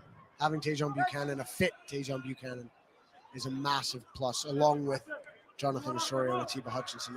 This squad is only going to get better with that. Davies is down, shaking right away. This is exactly what you don't want to see.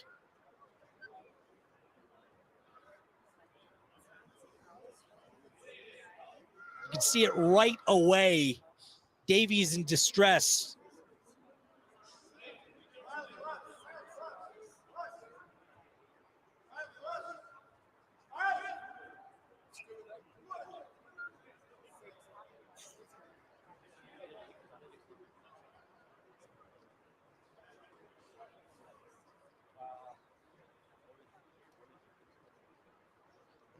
No idea what happened there. Don't know whether there's a dead leg, whether it's a bang of knees. Not what you want to see. John Herdman will be extremely worried there. This is what we want to see so close to November.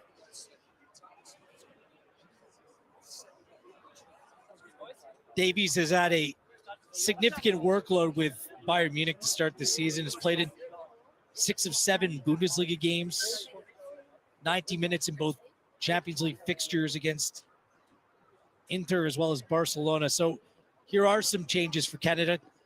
Charles Andres Brim, Ike Ugbo, and Ishmael Kone preparing to come into the game. Davies' number is shown. Ugbo is going to replace him. Jonathan David, his day is done now through 59 minutes.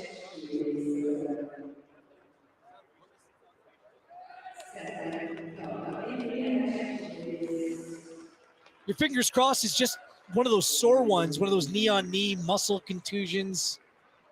Good to see Davies back on his feet.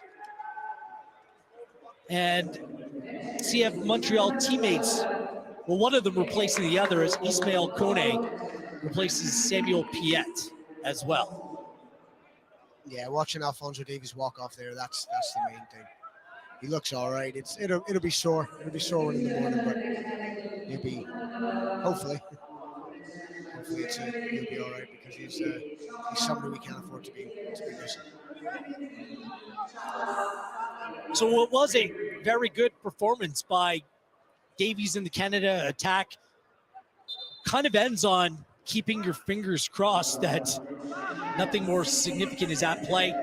Our very own Andy Petrillo, Oliver Platt, they are in the stadium. We will be bringing you word on Davies and his status. The entire country will await some kind of word. We'll bring you that as soon as we can. So the 3 changes made on the hour mark for John Herdman. Brim and Ugbo both go up top, and Kone slots into center midfield. Oh no, Al-Sheed makes a mistake. Just has to play it safe, play it out. Almost the master of his own demise, and it's going to be a Canada corner. Great work ethic from Brim there to close him down. Not quite sure what Al-Sheed's doing there, but you've seen him arguing with his defender 50, and then he gives him it back and doesn't give him an option. So I understand his upset. I'm not sure why he just tapped it out of play like that. Surely he can kick it further than that.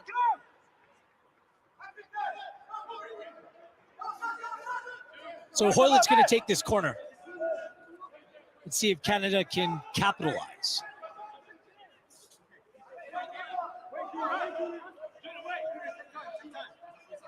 Liam Miller getting put through his paces there on the sidelines as well.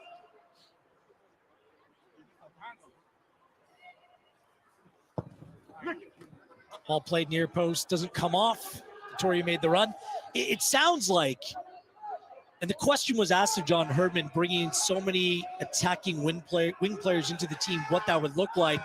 We saw with Hoylett playing at a wing-back position, it seems like Liam Miller could be a candidate to experiment a little bit and play him at a wing-back position as well. Yeah, I don't see why not, especially with how free-flowing they play in their formations.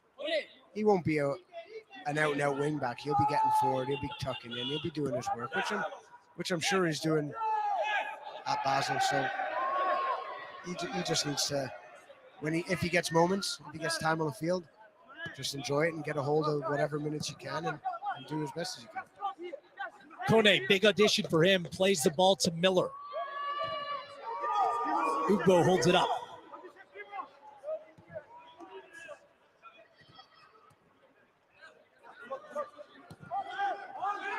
Kone.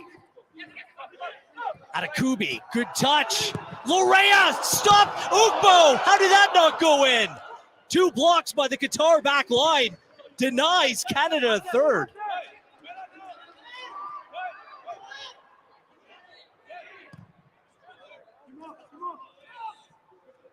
Miller.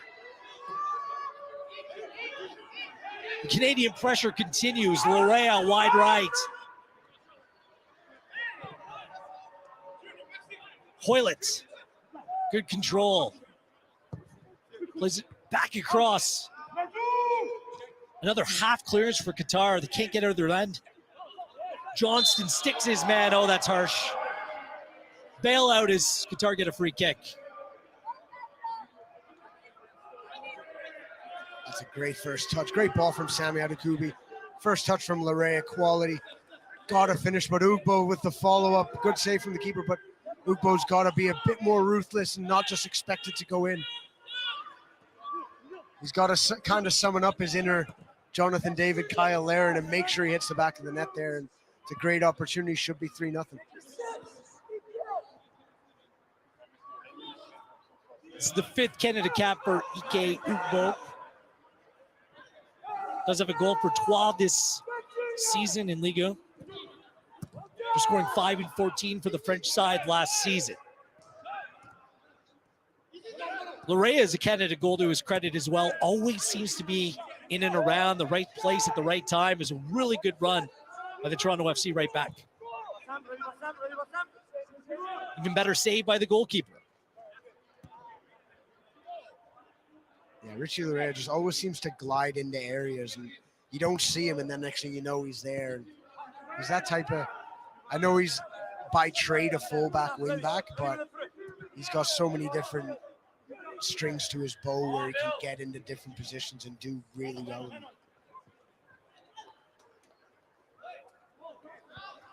Well, it just can't keep that in. The concern with Richie Larea for the Canada side is what happens in 2 weeks' time when Toronto FC, their season comes to an end. There's a window, about 5 weeks, where the players in Major League Soccer, without playoff football, aren't going to be receiving action. Here is Ugbo. Brim spins. Canada just not quite decisive in that moment. Kone, though, spins it back. It was a 4-on-2 for a moment there for Canada.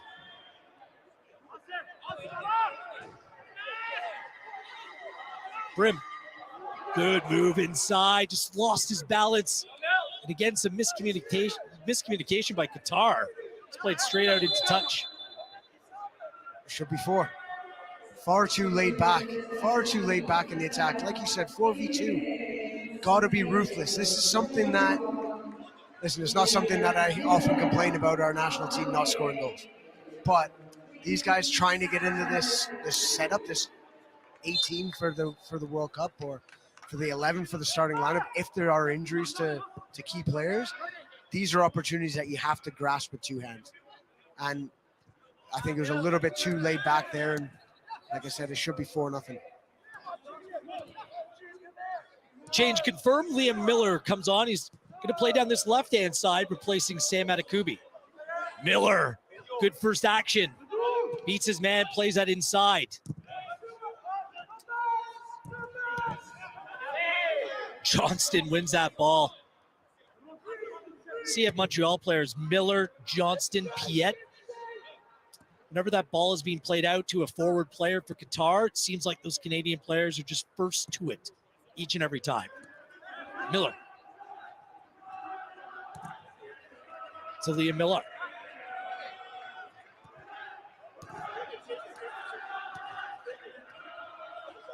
Not sure Liam's played this position, but be a true test. Playing within the Liverpool side in the youth ranks, I mean, he'll be accustomed to the pressing high up the field and some of the asks that will be made by this Canadian coaching staff.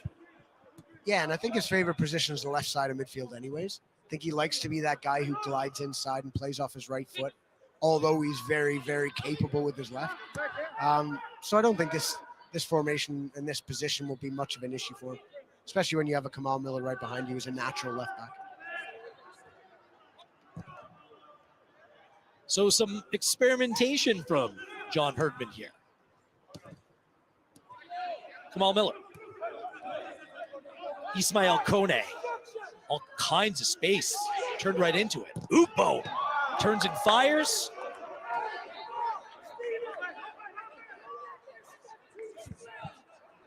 Nowhere near as clear cut as his last chance. No, sorry, I like that from Kone. That's 3 times he's had the ball and 3 times he immediately looks forward. He gets it, he drives. He had a pass. Ukbo made a good run for him. Stopped his run, didn't play the ball right away.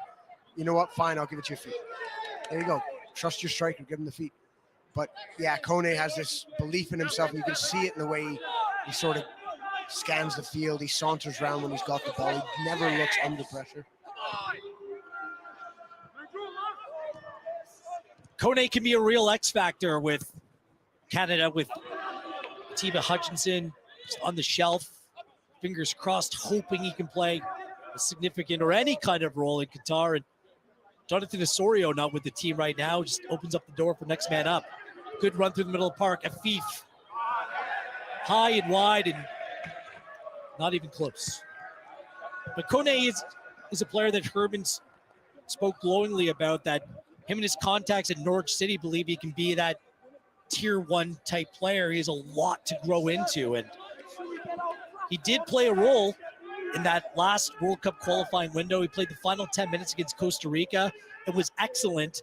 Then perhaps showed a little bit of his inexperience in the final day loss when everything was already signed, sealed, and delivered to Panama. So in CF Montreal, I mean, he's been a world beater in some games in MLS, and others it just shows that there's still room for growth. Here is Hoylett. Offside flag went up. I'm not sure if that was Hoylett and the initial ball that was played. Yeah, it was, and he did look marginal, but that's one of the silliest rules in world football right now is as soon as Junior gets to the ball there, put your flag up. If he makes an effort, as soon as he touches it, put your flag up. That's where it stops injuries, potential bookings, torn muscles. This is ridiculous that they continue to play on like that. He had the ball, he dribbled with it, and then he played it in. So he had possession of the ball for a good 5 or 6 seconds. It's a ridiculous rule that I think FIFA needs to sort out as soon as possible. Cost a young Canadian player who was on the rise their season last year, and Ralph Parizo now of Colorado Rapids. Very similar thing happened in MLS play. It ended in the player being injured by a play that was inevitably called back. Yeah, I just don't see the logic behind it. As soon as the attacking team gets in possession of the ball, irrelevant of what happens after that, as soon as he's in possession of the ball, he's offside. So the play's going to get called back regardless. So there's no reason to push it on.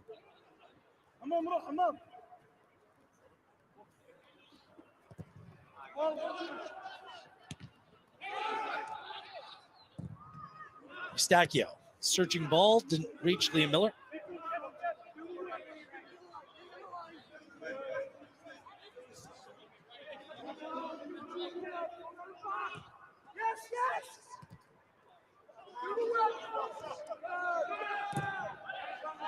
Sometimes you can read into the changes that are made, and at the very least think it's notable that the back three remain the same. Johnston, Vittoria, Miller, Eustachio in the middle of the park. I mean, it's not like World Cup qualifying. At the World Cup, you have those 4 days between games where really you don't need to rotate as much. So those might be near locks, fitness, injury dependent, but those 3 players at the back look like just about sure things in this Canada side.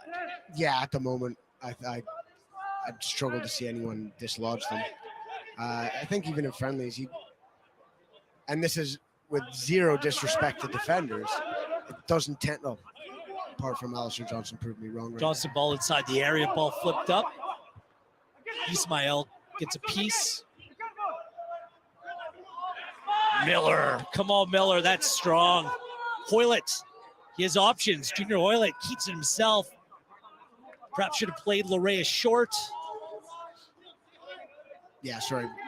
The defenders don't tend to do as much high intensity running where you tend to get your cramp, you tend to get your fatigue and whatnot. So it's not really a position he needs to change. Although John does have people on the bench who he wants to bring in. He's got Kennedy there. He's got him waiting to come on and play games. He's got Joel Waterman, who's been phenomenal this year. Derek Cornelius has played every game for his Greek side as well. Here's Ugbo. Ike Ugbo.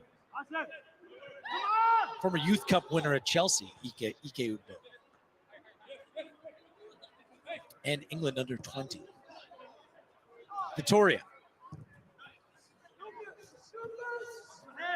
Back three been good. Miller.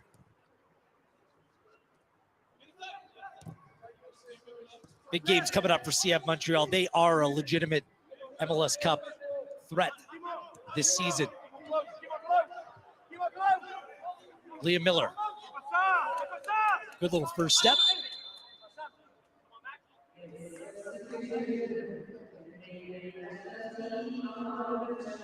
Stephen Eustachio, his day is done through 74 minutes. Another real positive performance by Eustachio. Mark Anthony Kay comes on to replace in the 74th minute. Your thoughts on Stefan's game here today? Guy's just quality. He never really overplays things, never tries the hard ball that's going to be potentially cut out. Everything he does is percentages, and he keeps the ball flowing, keeps the game ticking. And you see his work ethic forward and back it's incredible. And like we spoke about before, he's a real gem of Canadian soccer. Miller. Kone. To Larea. The overlap comes from Johnston. Johnston cuts it back. Brim. Doesn't connect. Alhedos.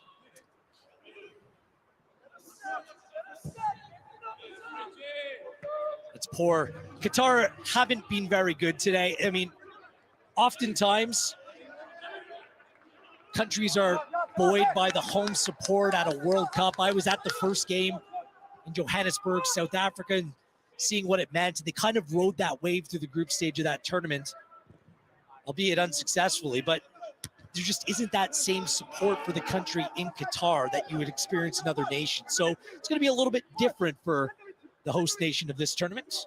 We saw it in the Asian Cup. There is support there, but not like the likes of Russia, Brazil, South Africa. Go down the list of previous World Cups. Yeah, it's. I think it's still a pretty new game for them. If in the grand scheme of things, as far as qualifications for tournaments, and they do well in their federation. As soon as you come outside, you've seen them in the Gold Cup. Struggled a little bit. Got to semifinals, yeah, but not overwhelmingly. So coming to the World Cup, hosting it's going to be tough. They've invested an awful lot of money into it. It'll be interesting to see how they fare. They've got a decent group, but it's one of those. Obviously, we're playing in Vienna, so the fan base isn't there for them. There'll be a different animal at home, I'm sure. I've got to be honest with you, from what I've seen before, watching them in the Gold Cup, seeing them in 2019, looks like they've taken some steps back. I'm not sure it's the age or the form of players, but this isn't the same cohesive side that we've seen in previous years. And that may spell good news for the other teams in Group A, Ecuador, Senegal, and the Netherlands. Yeah, well, they'll be the massive underdogs for that group anyway. So if they don't qualify out of the group, it's no great shakes, even though they're the home team. But you're in a group that you're not expected to qualify from. So they've got zero pressure on them, unfortunately, and it's similar to a lot of countries entering the World Cup. Is they're not expected to get out. They're hoping, but not expected. Miller. This is Mark and Kay. Alhedos. Yes, shoot. Well done. We go together. Here, John Herman on the sidelines. We go together. He wants that high-intensity pressing with Qatar on the ball. 77 minutes in, that's what you got to expect, especially when you've made quite a few changes. You've freshened the legs up. You want those people earning the right, and those players need to earn the right to get ahead of the guys that they've replaced. And if that's the point, you've got to do what they did.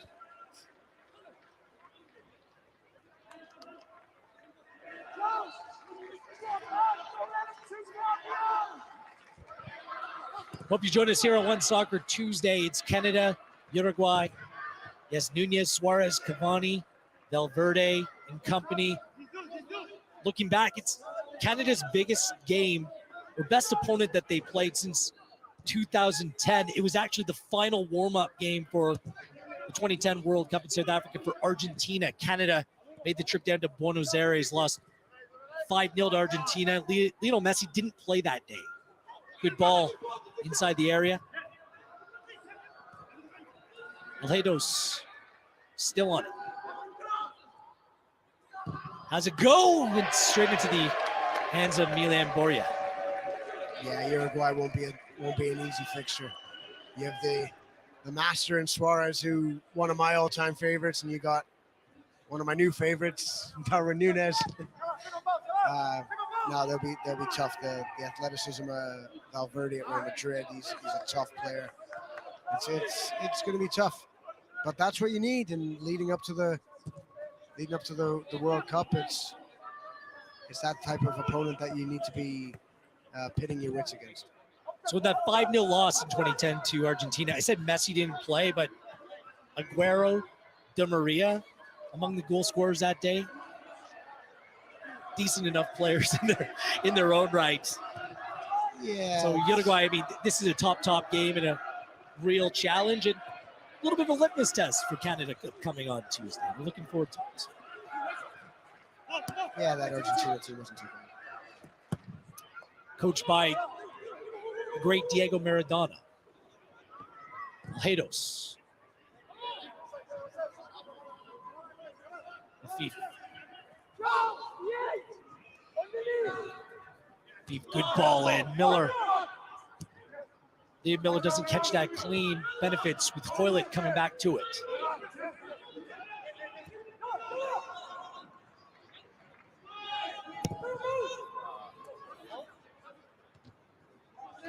A little bit disjointed now from Canada, as to be expected with so many changes, different players coming on. Yeah, it's been a bit of a sloppy 10 minutes.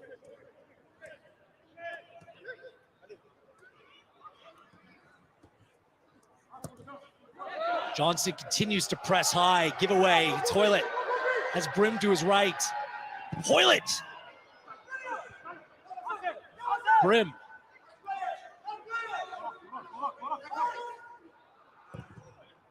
The far post overhits it. Not his best moment. Yeah, rushed the cross a little bit. Looked up, seen Ugbo and Junior Hoylett in the box. Seen Mark Anthony Kay's reaction to it. Maybe just, hey, come on. We don't have to put in every time. Keep the ball. Let's keep it filtering. But I think Brim and Ugbo should have been and could have been a little bit closer to Junior Hoylett when he intercepted that ball in the midfield.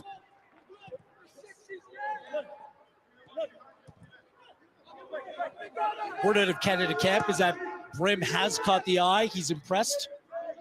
Interesting, he's played ahead of Lucas Cavallini. Cavallini, mind you, hasn't played the last almost a month now through a 4-game suspension with Vancouver Whitecaps. And Whitecaps aren't mathematically eliminated from the MLS playoffs, but it's going to be tough. He could be one of those players who are without competitive action for 5 weeks heading into the World Cup.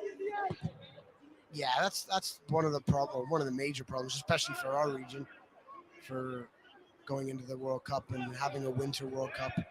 It's your American players, our players, a couple Mexicans not getting the game time. Hence the reason Luis Suarez said that when he was leaving Atletico Madrid and he was coming and he signed for Nacional. He had a lot of offers from the MLS and he said, I can't afford not to be playing for the World Cup. So he went back home and I think he's signing until the new year. So our players who are part of MLS teams who aren't making the playoffs, they're going to have to sort something out to make sure they're fit. There was a big hit by Kareem Boudiaf.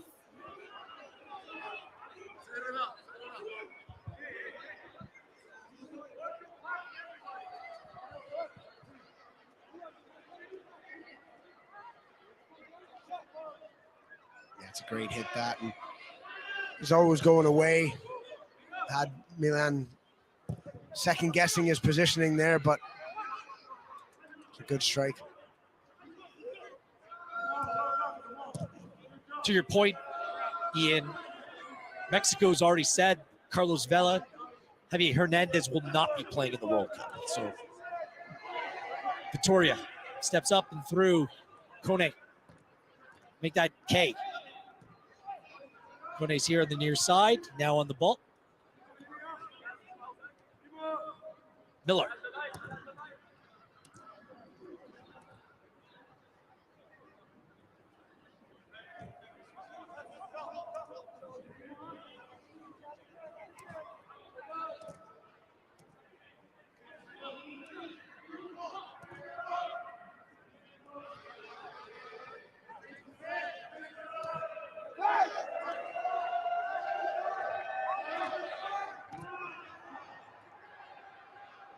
Johnson. Lorea.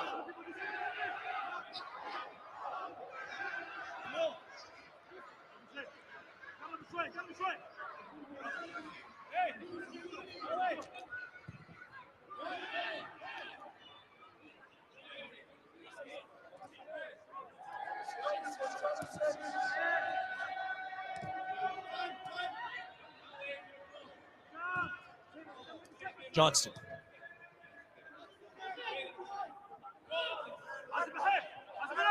Toilet. Give and go with Johnston goes down.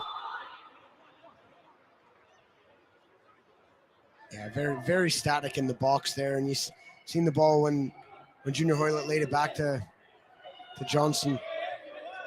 The two strikers are standing there. They're allowing themselves to be marked by the two center backs. And I'd like to see a little bit more movement. I know it's 85 minutes in, you're 2-0 up.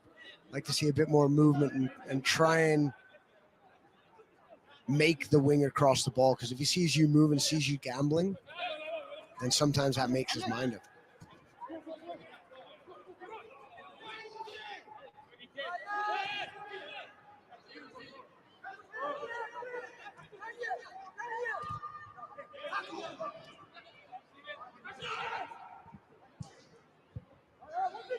FIFA.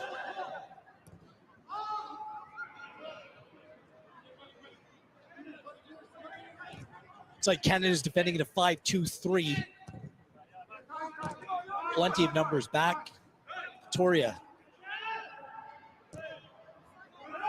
Kone. Had to be good to get her that. If FIFA's right on a really good turn. Miller. It's a strange pass into Kone from Richie Larea there. Chipping it in through bodies when easier option was to go around the back and keep it and keep shifting it. Put him under unneeded pressure, I think.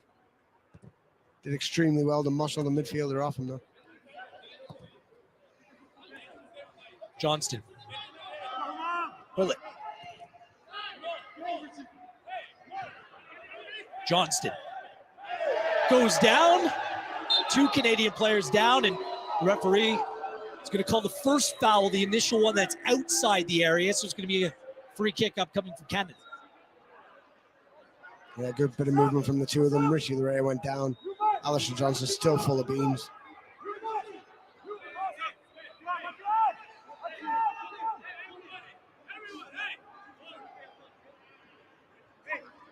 Not gonna lie, I've seen pens given for less, but it's this late in the game.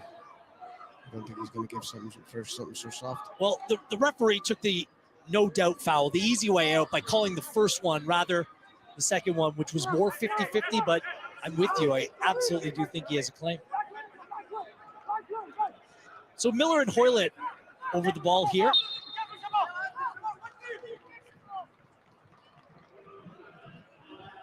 Hoylett knocked on, big save. Come on, Miller off the bar.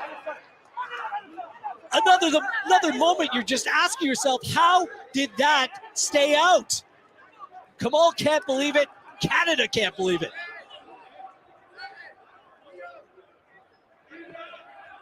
Ugbo got the first header in there, and it's instinctive. It's just reaction from Kamal Miller. Just reactive. He's just got to keep it down, and I've seen him score a couple goals over the last month or so, where he's reactive in headers, and he's in the 6-yard box on set pieces, and you can see the disappointment in his face with that one.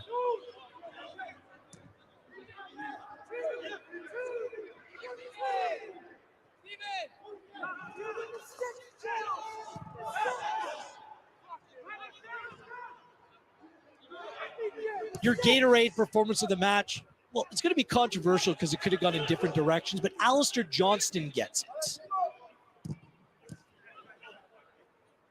Been one of many solid performers. Brim to Liam Miller. Brim stays down. Miller still looking for his first Canada goal, stuck right there by Hassan.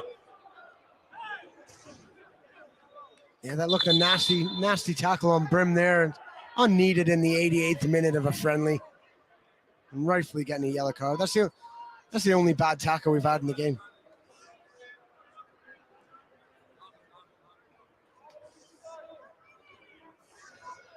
It's a leggy one by Bassem El Rawi.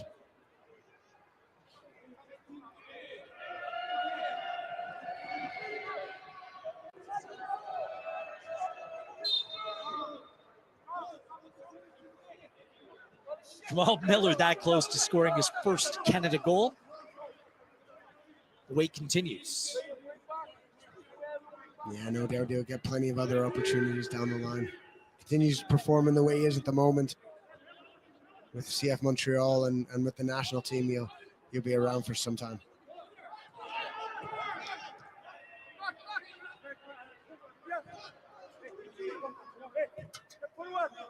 Kamal does have 2 goals in 26 games for CF Montreal this season. As we're through the 90.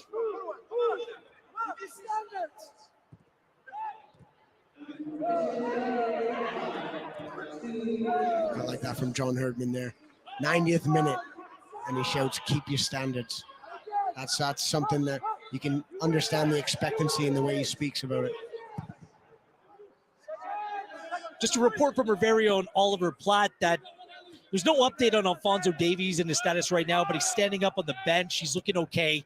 There is no ice or strapping on the player right now. So, although there hasn't been official word, the signs at least, the fact that he's on the bench, standing, engaged, that's at the very least a positive.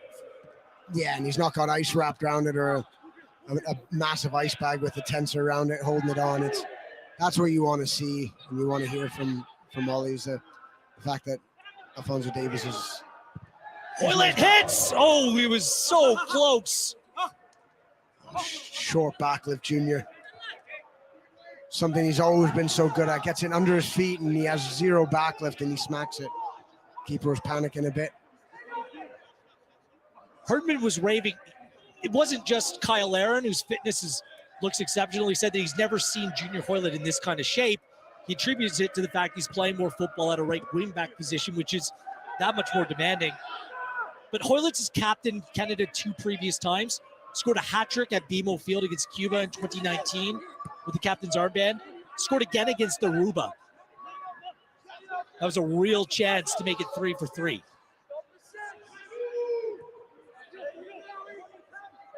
Make sure and let him know he's slacking if he doesn't score today. It's been a great effort by Junior Hoylett. Perhaps something to think about. Might be a little bit of a place warmer on that right side for Tajon Buchanan, but certainly has a significant role to play. Liam Miller. That's the final chance of the game. Liam hits. Goalkeeper spills it. And that'll do it. Canada, a positive start to this very important international window. A 2-0 victory over Qatar. The players that you really want to be seeing finding the back of the net, well, they both did here today. It was Laren in the 4th minute, and Jonathan David, the 22-year-old, with his 22nd Canada goal. It was comprehensive, it was positive, and after a tumultuous June, Canada back on track. A steeper, a more difficult test comes Tuesday against Uruguay, but Canada moves on from this against Qatar with confidence and the country behind them. Final score from Vienna is Canada 2, Qatar 0.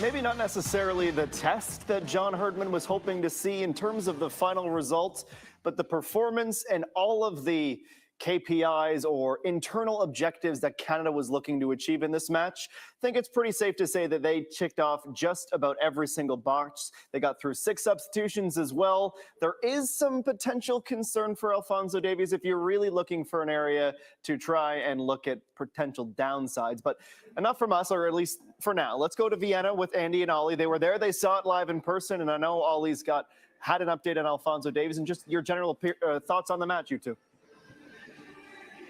Thank you so much, Adam. Yeah, I mean, obviously, we'll wait till John Herdman when he comes and joins us. But from what we could see, and we're no doctors, I mean, Alfonso Davies remained on the bench, didn't have any kind of icing or strapping on of any kind, and just stayed and remained and watched. Quite animated over there as well. So. He was quite animated. So, you know, all is good here. But here they are taking on Qatar, a team that's ranked 49th in the world, Canada ranked 43. 2-0 win for the Canadians. I asked you at halftime if you felt it was a little too straightforward for Canada. So what did you make overall of the match? Yeah, I think it was a bit more straightforward than we were probably expecting. I know that sounds like a weird thing to say, but you want a bit of adversity out of these matches, right? And this one was routine for Canada. We've been getting the vibe, you know, since we got here, to be honest. I think the Uruguay game is the one they're really excited for. You know, it's a world-class team with top players, and that's going to be a real test for this team. And you could see with some of the substitutions, they're already starting to prepare for that, keep guys fresh, particularly Alfonso Davies, Jonathan David, those types of players. So it was a good performance from Canada with some good things for us to highlight, and obviously we will. But I definitely think Tuesday is the one where we're really going to see this team get that outside of CONCACAF test that they've been waiting for. Junior Hoylett goes on into a position that we would normally see Tajon Buchanan with, no Atiba Hutchinson here either. He wears the captain armband. John Herdman alluded to him coming into camp, almost looking like he shaved off a few years, right, to his game. What did you make of how he played in the 90? Yeah, he played well. I didn't think it was a game where Canada were massively tested defensively, but you can see that transition to wing back is going quite well for him for club and country. What I thought also stood out with him was that, you know, he went the distance in the match, and you could see right until the final whistle, John Herdman on the sideline, we could hear him tonight, given the lack of supporters. You know, it was really pushing Junior Hoylett to keep pressing, keep running, stay focused on his defensive commitments, and Hoylett fulfilled all of them. So, like you said, definitely a player who looks like he's a bit rejuvenated in some ways, you know, physically as well, and someone who maybe we knew he'd be important in Qatar, but could come into an even more prominent role. That's what you see a lot of times when you have a good mix of youth and veterans, right? The veterans have that type of knowledge they can bestow on the youth, and the youth can give a little elbow once in a while to the older guys, say, maybe you can hit the gym a little bit more with me too, and kind of build up that strength and keep up the pace. And Junior Hoylett did just that. Sam Piet, another one, right? Getting into the starting 11 here. We talked about him in the pregame show where he said, it's great if I get named to the 26-man roster, and, you know, I'm known as that character guy in the room, but I want to play. I want to have an impact. He gets the start here tonight. Yeah, and a very Sam Piet performance, you know, quietly controlled, reliable, just does everything you'd like him to do in terms of keeping things ticking over in central midfield. So I think that's all Canada needs from Sam Piet is to just be that reliable player. You don't need anything flashy from him. I think his ability to pick a pass and to switch the play at times is a little underrated. He can do that, you know, just like Stefan Estacio can obviously do, but he did well. And I think also coming off the bench, Ismail Kone catches the eye again. Like as soon as this kid steps on the pitch, you're thinking like some of the way the ability he has to play forwards, to carry the ball at times, just to inject a bit of pace in the game, particularly in the late stages when it's slowing down a little bit. He's an exciting player. He could progress really quickly, I think, in terms of this kind of depth chart. Well, nice to see options at the midfield again with the injury to Atiba Hutchinson and Jonathan Osorio. I know 58 days to go, but you'd like to see that depth at the midfield position. Well, gentlemen, I know you're going to break down the goals. How special is it? So Kyle Larin gets the silver goal, right? 25 as he extends his lead as the all-time goal scorer for the Canadian men. But right on his heels, Jonathan David with 22. Back to you. Yeah, the strikers look fantastic once again. And KJ, I know you love his stat. I was going through my notes before. The 3 matches Canada have lost this year have been within 1 goal. It's been a very tight result when they do not get the 3 points. When they win, they're usually keeping a clean sheet, and it's multi-goal performances. That's the harmony that they can play with. And today, of course, we saw Alistair Johnston win the performance of the match. A great game. You could have given it to a few different center backs, but you can't avoid the topic of Kyle Larin and Jonathan David scoring again for country. It's going to be important in Qatar. It's enormous. You know, we're sitting here now where I think a lot of people are at home, and you get the sense Ollie and Andy certainly felt that this was a bit too comfortable than what people wanted. But you have to be careful what you wish for sometimes, because I guarantee you, if you don't have those kind of strikers that can finish those chances tonight, then you wouldn't have been able to have a game as easy, as comfortable as that. So I turn it around on the other side. I thought Canada were tremendous in this game, and you've got to put away your chances early, and they were ready to do that. And you've got 2 brilliant goal scorers right now at the top of the pitch, and you might only get 1 chance in Qatar, and to put that away, and you don't know whether that's minute 1 or minute 89, and you've got to take that chance when it comes. So look, I thought they were very good. I thought Johnston was terrific as well. Again, joining the attack, I thought him and Miller played a big part on the goals as we broke down at halftime. So look, all in all, I thought it was really good. We have to be careful. It's very easy to say, oh, that opponent wasn't as good as we wanted, but sometimes you got to look within and think what you did to make sure that it took away from them. I don't think that's anywhere close to the performance we'll see from Qatar at the World Cup, but I do think hopefully that'll be the performance we see close to Canada at the World Cup. And the biggest thing, like you said, taking your chances, because it was 2 goals for Canada, but it probably could have been more. Ruthless was a word we heard in commentary. I think that's a good point as well, because you're right, KJ, you're not always going to have every single potential moment, and it could have been 3 or 4 in the second half. Our all-state save of the match, denying Canada another goal. It's a very clever first header, and then on the doorstep, Kamal Miller puts it off the post. The keeper, Saad Al-Sheeb, playing a factor there as well, pushing away the initial chance. But if this is 0-0, all of a sudden that Kamal miss feels a whole lot more enormous. Yeah, it certainly does. You felt a little bit for Ike Ugbo as well, who had that chance that he had a few chances early. He just puts his head in his hands. It wasn't his night sometimes as a goal scorer, but I do, not picking on him, but I do think there's a natural drop-off, again, to my point, that when David and Lauren are not on the pitch, those half chances suddenly are not converted as much. And, you look at Miller there, he had a really good game as well. He's been very active in the way that he gets heavily in the final third and gets in the penalty box for CF Montreal this year. And what I loved about it was there were a number of players like Miller, like Johnston, like Piet, the 3 Montreal players, like David, Ike Davies, who for me translated that club form right into country today. So something I found curious today when we sort of I mentioned, I think off air, like after that second Canadian goal, maybe we're going to see the Kolieshos today. Maybe we're going to see a Waterman debut. We didn't get international debuts, but we did see a curious substitution, and that was Charles-Andreas Bream, who came in. Of course, the Eindhoven man, good player in form. But what do you make of Lucas Cavallini? Sat on the bench, I think, enjoying his piece of chewing gum and wondering, why isn't that me? Yeah, it's interesting, right? Because I think those front 3 have been all given certain specific roles. And, it definitely is a front 3. There's no doubt about it. In and out of position, it was almost a 3-4-1-2. And you could see Hoylett moved over to that left-hand side, and Brim almost came over to the right with Ubo in the middle. So I think it was either going to be a Cavallini or an Ubo at that point, rather than both of them on there. You really need those runners and workers to work the channel. So, interesting that Brim got that option and Cavallini didn't get that. What we know is Cavallini, for me, is a no-doubter to be on the plane to Qatar. Character guy, the players love him, got opportunity. He'll get his marginal opportunities in certain games to make a difference depending on the outcome of the match and the profile. But yeah, it's a difficult one, but this is the way Canada are now, right? It's hard to get those minutes, and Kone gets his minutes today and takes his opportunity and was absolutely fantastic, I thought. Well, Kone is another one of the CF Montreal players who I thought looked really good today. Are we maybe seeing that in a perfect world, there is a way forward with whether it's Canadian MLS teams, Vancouver, Montreal, or Toronto, getting that core together and helping those players develop as players, but also the success that CF Montreal is having? Yeah, it's a great point you make, because, we have to look at something that we're developing here within the domestic game, whether that be the Canadian Premier League, whether that be Major League Soccer, and have that translate to the success of the national team, right? That is what the formula is all around the world, but we're not used to that because we are very new to the professional game in this country. But when that is working out for their clubs, you hope that it comes in and they're able to have the freedom and the confidence and a bit of swagger that you have at the club game to come and say, no, that shirt doesn't feel heavy anymore. And that's down to the culture. That's down to the leaders. That's down to the players and the coaching staff to say, no, you put that shirt on and you be the same as you do for what you do for your clubs. And there's a lot of countries and a lot of players around the world that are unable to do that. And already I'm seeing it with Kone. I love the fact that he just gives the freedom to go out and do what he wants. He doesn't look like he's got the shackles on. He doesn't look like he's overcoached. And so far, we're seeing the benefit. Well, speaking of swagger, 3 of the 4 people we're about to hear from now definitely have a fair share of swagger. Let's head back to Vienna and hear from some of the Canadians who made a big impact today. Adam, thank you. Great to have Junior Hoylett and Kyle Larin joining us here. Junior wearing the armband, looking fantastic, going the full 90. How did that game feel for you? It was good. It was good to get some minutes and some experience going into the World Cup run. A lot of good stuff, and there's a lot of stuff we could sharpen up as well, but it was a all-around great performance.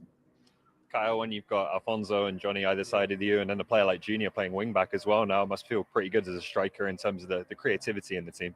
Yeah, it feels good. I mean, those guys are quality players, top players, and playing in a really good league, and it's just to see on the field the connection is strong, and we can score from anywhere, and it's hard for teams to defend us when we can play like this. Yeah, very true. I mean, picking up goal number 25, congratulations on that, the nice silver goal. But, Junior, watching you play too, it looks like you've shaved so many years off. How are you feeling? How has the year been going for you just physically? What kind of shape do you feel like you're in? No, I feel in top form. Started off the season strong with my club and trying to bring it here to the national team. It's a very important year for me and for the country as well. So any benefits I do off the field to give us that extra percent going into the World Cup is a plus. And I feel great going in, especially with strikers around me and a lot of legs around me. It makes the job easier. So no, I feel great.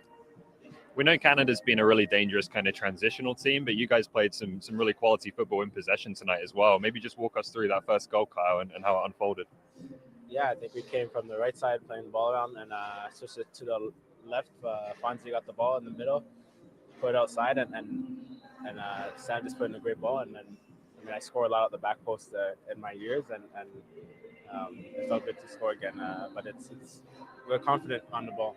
With quality players, like I said again, and we'll just keep working on that for the next year. Job done here tonight with the win. Let's look ahead to Uruguay. Junior, I'll start with you. Yeah, of course, Uruguay is going to be a tougher competition. It's a good test going into the World Cup, like I said. This is what we needed going into the World Cup, play higher ranked teams and really test us and push us to reach new levels. That's what we need going into teams against Belgium and Croatia. And like I said, we got to take everything on board off the field in training, get ourselves mentally prepared and ready to go again. Suarez, Nunes must feel pretty exciting as a striker to be on the same pitch as those guys. Yeah, it is. But I don't think any of our players get to play against these players, and we know we have the quality and the strength to compete against these guys, and we've been showing the world from last 4 years, and we'll keep pushing on to the World Cup. Thanks, guys. Appreciate the two of you joining us. Junior, Kyle, back to you in studio. There's something so magnificent about Kyle Larin just being the most even-keeled person. He gets on there and he's got the killer instinct. Of course, now he's adding to his list as Canada's all-time leading scorer on the men's side of things. But that guy just has another gear, and it just seems like whenever he plays for country, maybe it hasn't come off for him yet on club level, but anytime he has that maple leaf on his chest, he is out to